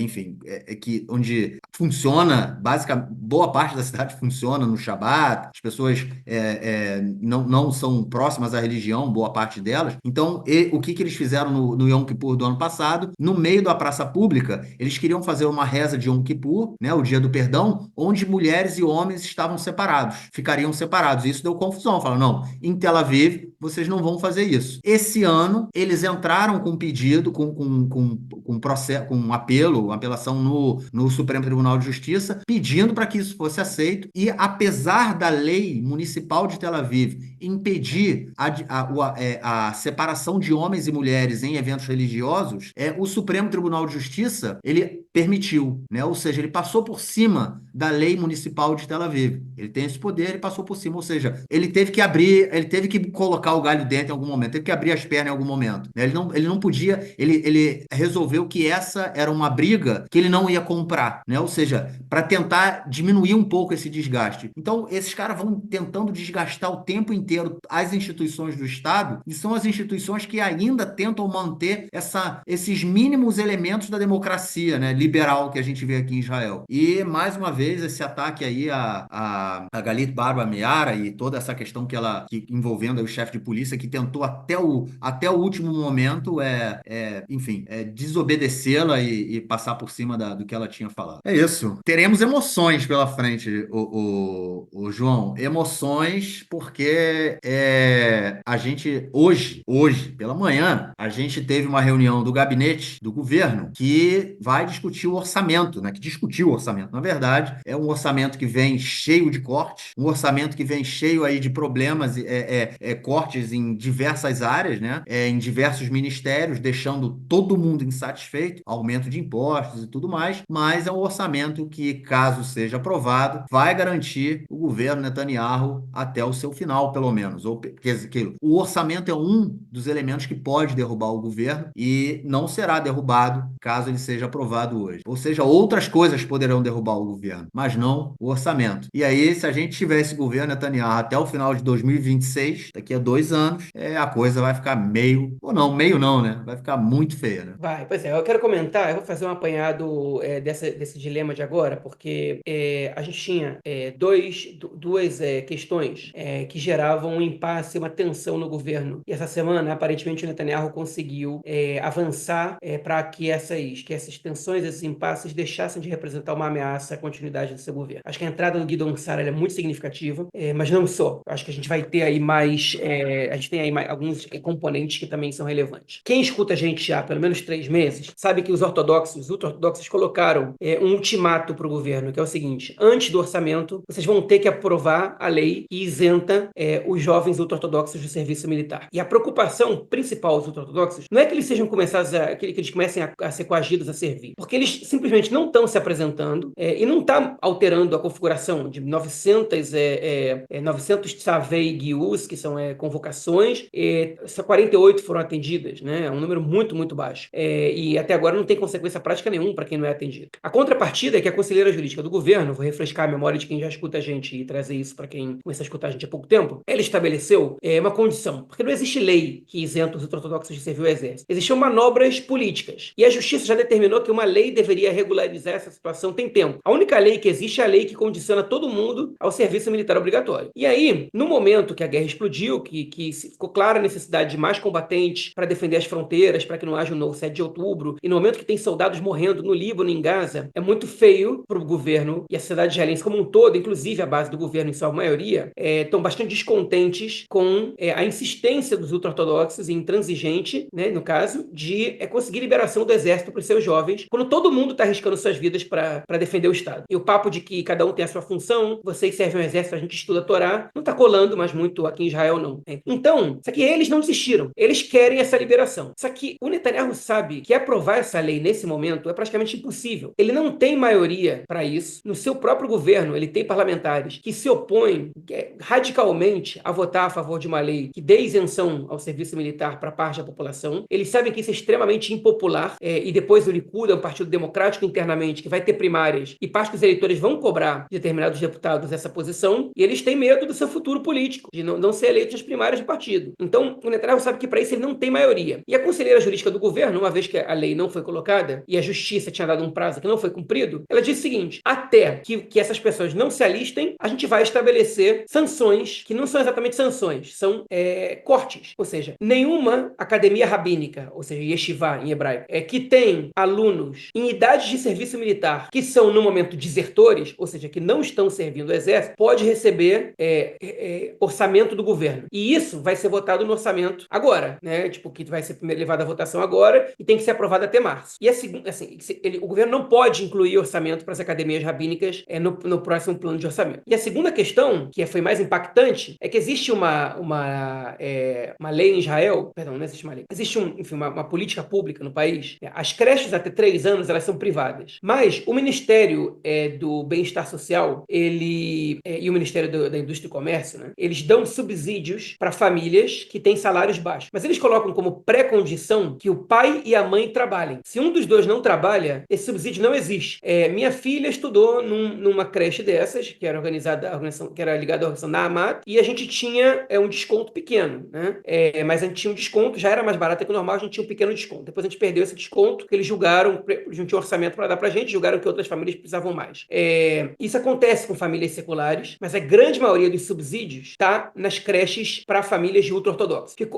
E aí, lá, a regra é diferente. Eles recebem esses subsídios e os homens muitas vezes não trabalham, são alunos de academias rabínicas. E aí, a conselheira jurídica do governo, ela diz o seguinte: não faz nenhum sentido que homens que não trabalham e estão em idade de servir o exército e não estão no exército recebam um incentivo do Estado maior do que os que fazem tudo isso, que fizeram o exército e trabalham, para que os seus filhos não paguem nada em creches que não são públicas. Então, ela mandou o governo retirar. E aí teve uma discussão e tal, e ok, até novembro isso foi mantido. Até, sei lá, 8 de novembro, não me lembro exatamente a data, mas faltam poucos dias. Até novembro, ok, vamos manter isso. Olha só, isso se trata em média, 1.700 shekel, que essas pessoas não pagam por mês. Que em reais, a gente está falando de R$ 2.500, R$ 2.400. É bastante dinheiro, especialmente para uma família pobre.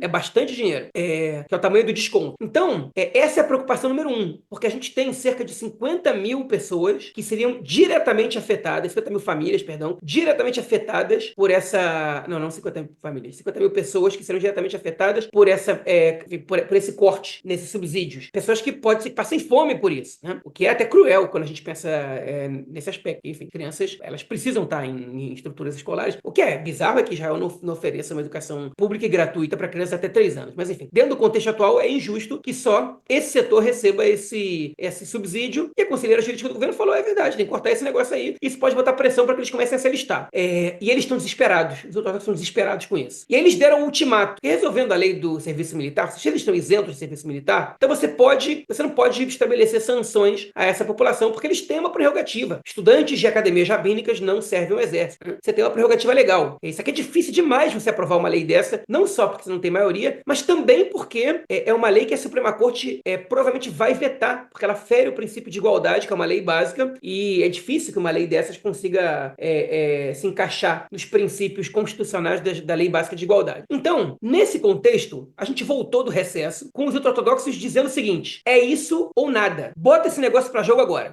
E aí, eles falam assim: se vocês não votarem a favor da lei do alistamento, a gente vai votar contra o orçamento. Só que votar contra o orçamento, como o Marquinhos comentou, significa derrubar o governo. Porque se o orçamento não é aprovado, o governo cai automaticamente. Isso é lei em Israel. Então, o governo começou a ficar nervoso. O Smotrich, que está preparando o orçamento, que é o ministro das Finanças, fez um discurso muito ofensivo contra esse ultimato dos ultra-ortodoxos, que numa época de guerra não pode ser que eles estejam fazendo isso. E aí chorou, dizendo que a população sionista religiosa está pagando um preço muito mais caro, está cheio de órfãos porque os pais morreram na guerra e pagam um preço proporcionalmente mais caro que todos os outros públicos. Um parênteses, é mentira, nem numericamente isso não é verdade. Tem alguns setores que tem mais gente que serve ao exército que sionistas ortodoxos, especialmente se considera as mulheres, mas entre os homens também. E em segundo lugar, a guerra já podia ter acabado, não acabou por causa dos Smotrich. Então, se as pessoas estão morrendo, a culpa é dele. Mas fechando esse parênteses, ele chorou, né, fez esse lançamento dele e tal. E o Netanyahu, ele respaldou o Smotrich. Ele disse que não tinha cabimento um ultimato nesse momento, que o orçamento está sendo preparado, todo mundo está fazendo cortes, e que os ultra-ortodoxos não podem derrubar o governo nesse momento. E os ultra-ortodoxos, de maneira impressionante, recuaram e voltaram atrás em relação ao ultimato que eles deram. Que eles estavam tão fortes, tão decididos, em um segundo eles voltaram atrás. E o que eles falaram é o seguinte: beleza, sabe o quê? A gente não vai exigir isso, mas trata de colocar aí uma lei que dá subsídio para essas creches pra gente.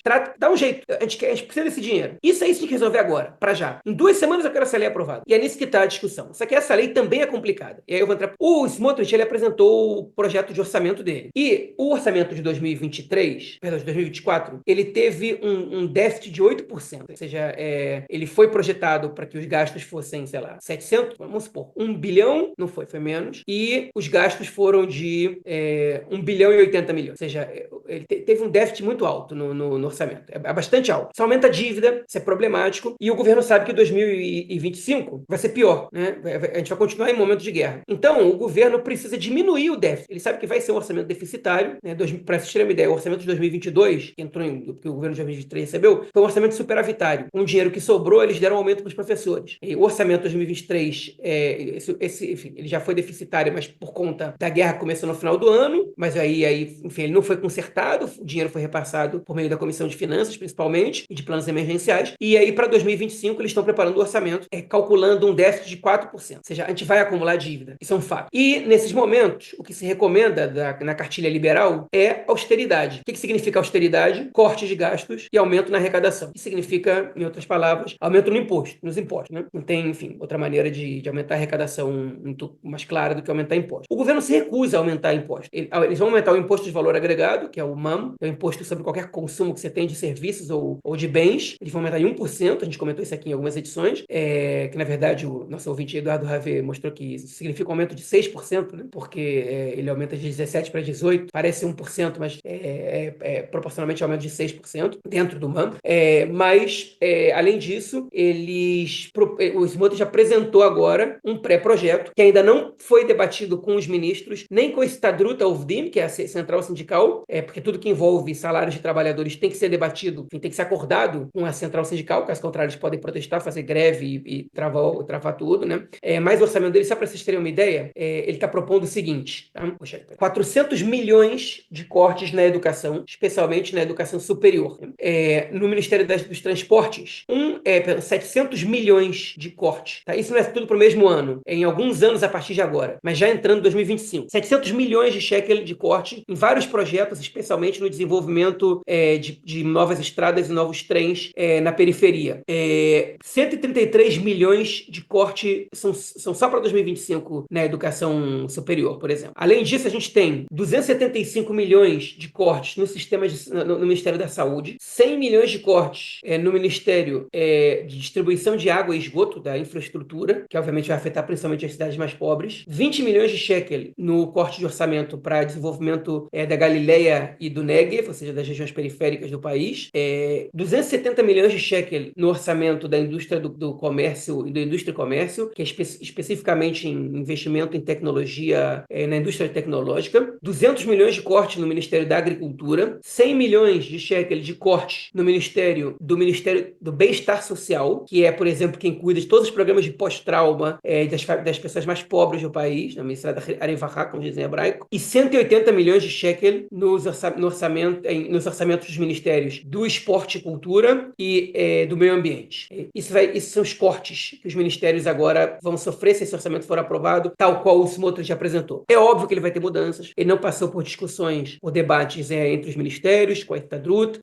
Também ele não prevê o fechamento de nenhum ministério, o que eu acho praticamente impossível de acontecer. É um orçamento muito impopular, muito difícil de ser votado, e os ultra-ortodoxos, nesse momento, estão exigindo ali um aumento nos gastos com eles. Quando está todo mundo abrindo mão, eles querem um aumento nos gastos com eles. Com eles, justamente, que não servem ao exército e que integram em número muito menor o mercado de trabalho, contribuem menos, né? Então, isso gera uma disputa política ali. Mas os ultra-ortodoxos, nesse momento, não parecem estar dispostos a derrubar o governo, caso não sejam atendidos. Eles sabem que ruim com o Netanyahu, pior sem o Netanyahu, provavelmente. Então, basicamente, essa é a situação que a gente vê em relação ao governo. Como o governo chegou a 68 cadeiras, caso, por exemplo, o partido mais radical nesse aspecto, o partido ultra-ortodoxo mais radical nesse aspecto, decida deixar o governo, o judaísmo da Torá, o governo ainda tem 61. Então, eles perderam, inclusive, a ameaça de derrubar o governo, caso eles decidam, por exemplo, não votar no orçamento ou abandonar o governo. Eles têm que atuar de maneira conjunta, junto com o Shas, que é o partido ultra-ortodoxo, acho que é sefaradita, né? E o Shas tem um eleitorado secular que serve o exército, ainda que eles sejam um partido setorial da população ultra-ortodoxa sefaradita, eles têm um eleitorado secular bem grande, e que eles não podem correr o risco de perder esse eleitorado derrubando o governo agora. Eles vão pagar um preço, né? Netanyahu vai mover toda a campanha de ódio contra o Shas, caso isso aconteça. Então, é um risco que eles não podem correr. Então, essa entrada do Guidon Sar no governo fez com que as pressões ultra-ortodoxas elas tivessem menos impacto, que por um lado é positivo. Por outro lado, a chance deles derrubarem o governo também diminui drasticamente. E a gente pode ser que veja um orçamento draconiano desses, super austero, com cortes de gastos e, obviamente, que vai gerar empobrecimento da população, possivelmente aumento do desemprego e etc., sendo colocado em prática. É óbvio que você precisa reduzir custos e aumentar a arrecadação quando você está num momento como esse de guerra. Isso aqui o governo, obviamente, ele opta por cortar dos serviços básicos em vez de cobrar impostos mais altos dos mais ricos, né? Que é tradicional entre os governos da direita ao redor do mundo.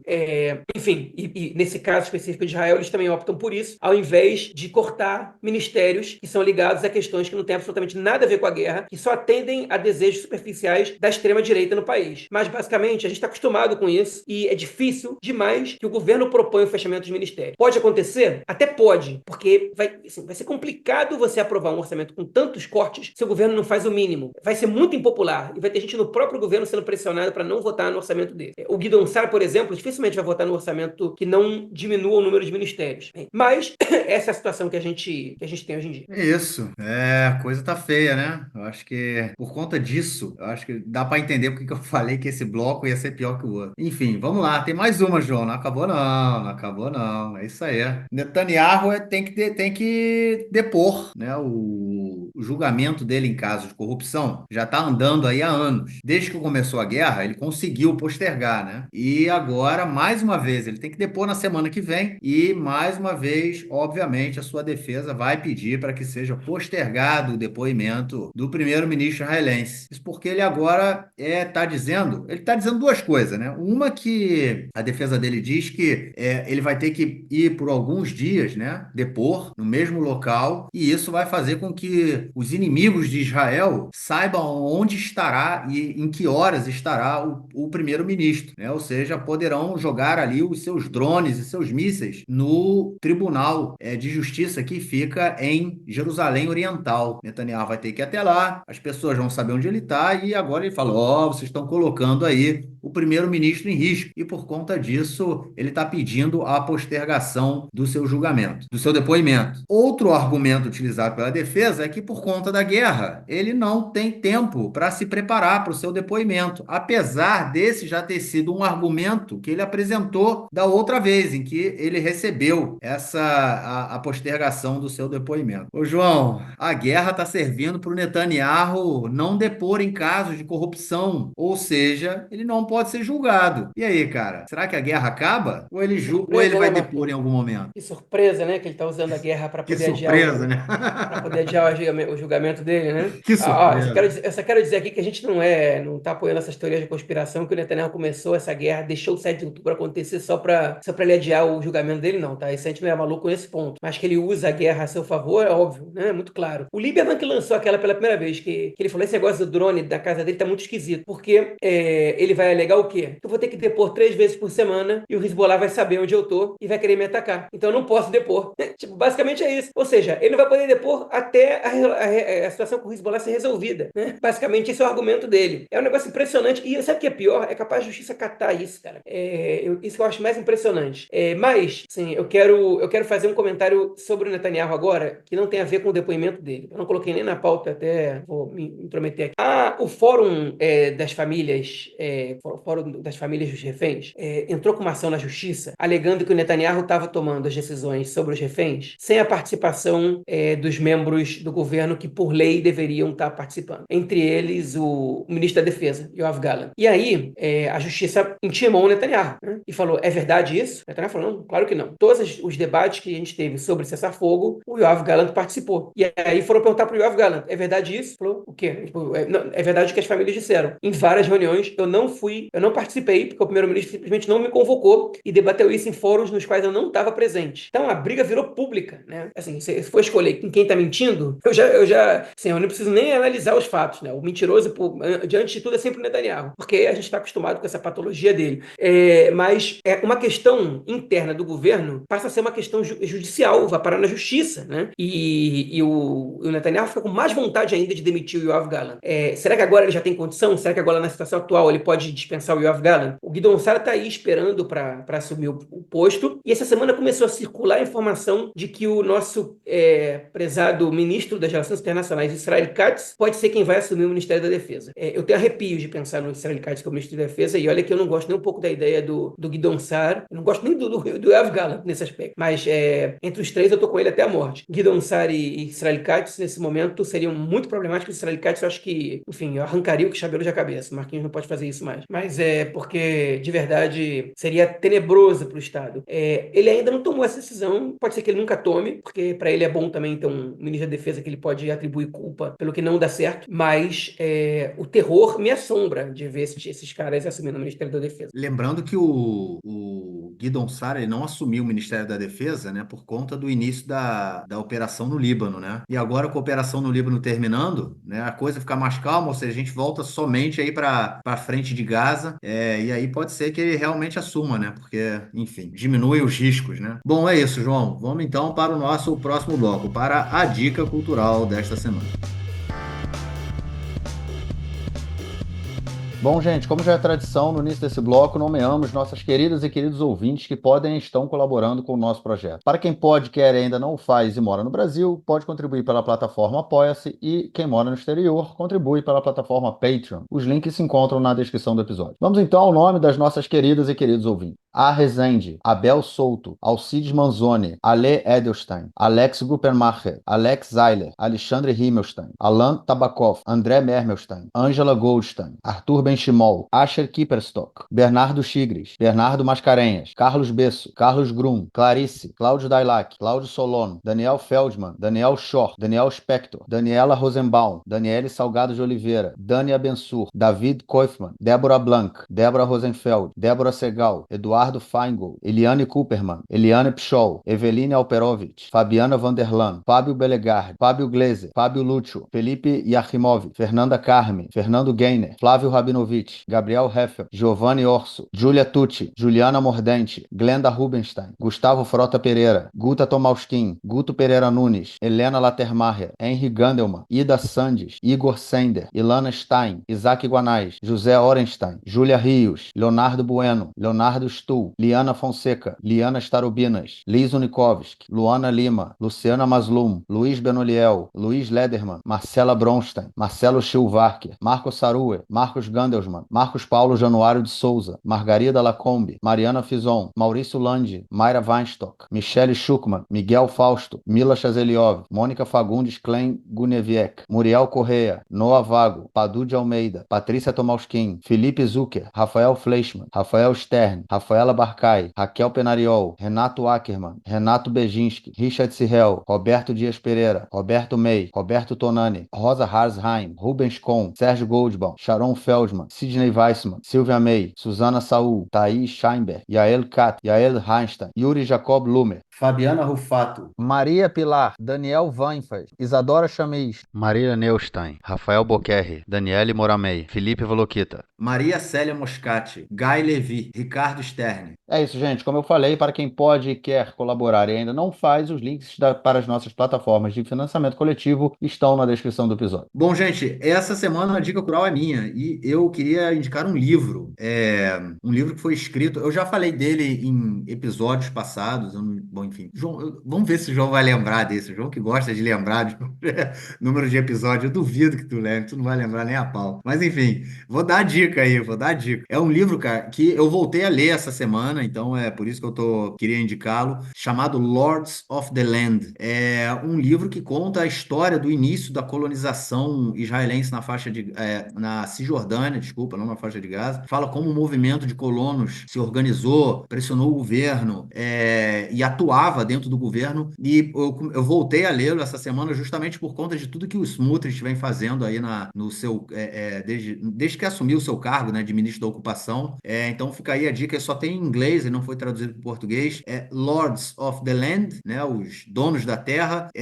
Foi escrito pelo Akiva Eldar e pela Edith Zertal. O Akiva Eldar ele trabalhou muito tempo também no jornal Haaretz e, enfim, é um livro bem interessante que mostra aí essa história de como esse movimento de colonos, do qual o Smotrich faz parte, o Benkvist faz parte, são herdeiros desses caras. Conta a história de Hebron, né? No episódio passado, o João falou como para utilizar, para falar sobre uma possível colonização do norte da faixa de Gaza, o João contou como foi o início da colonização judaica em Hebron, e eles falam disso também no livro. Enfim, é um livro bem interessante que passa aí por um período de 40 anos, entre 1967, né, que é quando começa a ocupação israelense, até 2007. Então fica aí a dica, tem em e-book, e aí é mais fácil de conseguir. Mas que episódio que você queria lembrar? É o episódio que eu falei aí desse livro, pô. Ah, pô, nem lembrava que você tinha falado desse livro. Porra, aí Pô, é querer demais, pô, pô. aí eu saí, eu ia embora, João. Se tu lembrasse, eu ia embora, cara. Eu ia embora. Pô, tá maluco. Bom, João, de acordo com a nossa pauta, cara, ficamos por aqui. Algo mais a declarar? Não, tudo tranquilo. É isso. Então ficamos por aqui. Voltamos na semana que vem. Nos falamos. Você ainda estará em terras brasileiras, né? Falaremos aí na semana que vem. Gravaremos nosso próximo episódio após eleições americanas, após possível ataque do Irã, após novas leis draconianas sendo aprovadas no parlamento. Se tudo der certo, estaremos por aqui. Forte abraço, cara. Abraço, até mais. Tchau, tchau.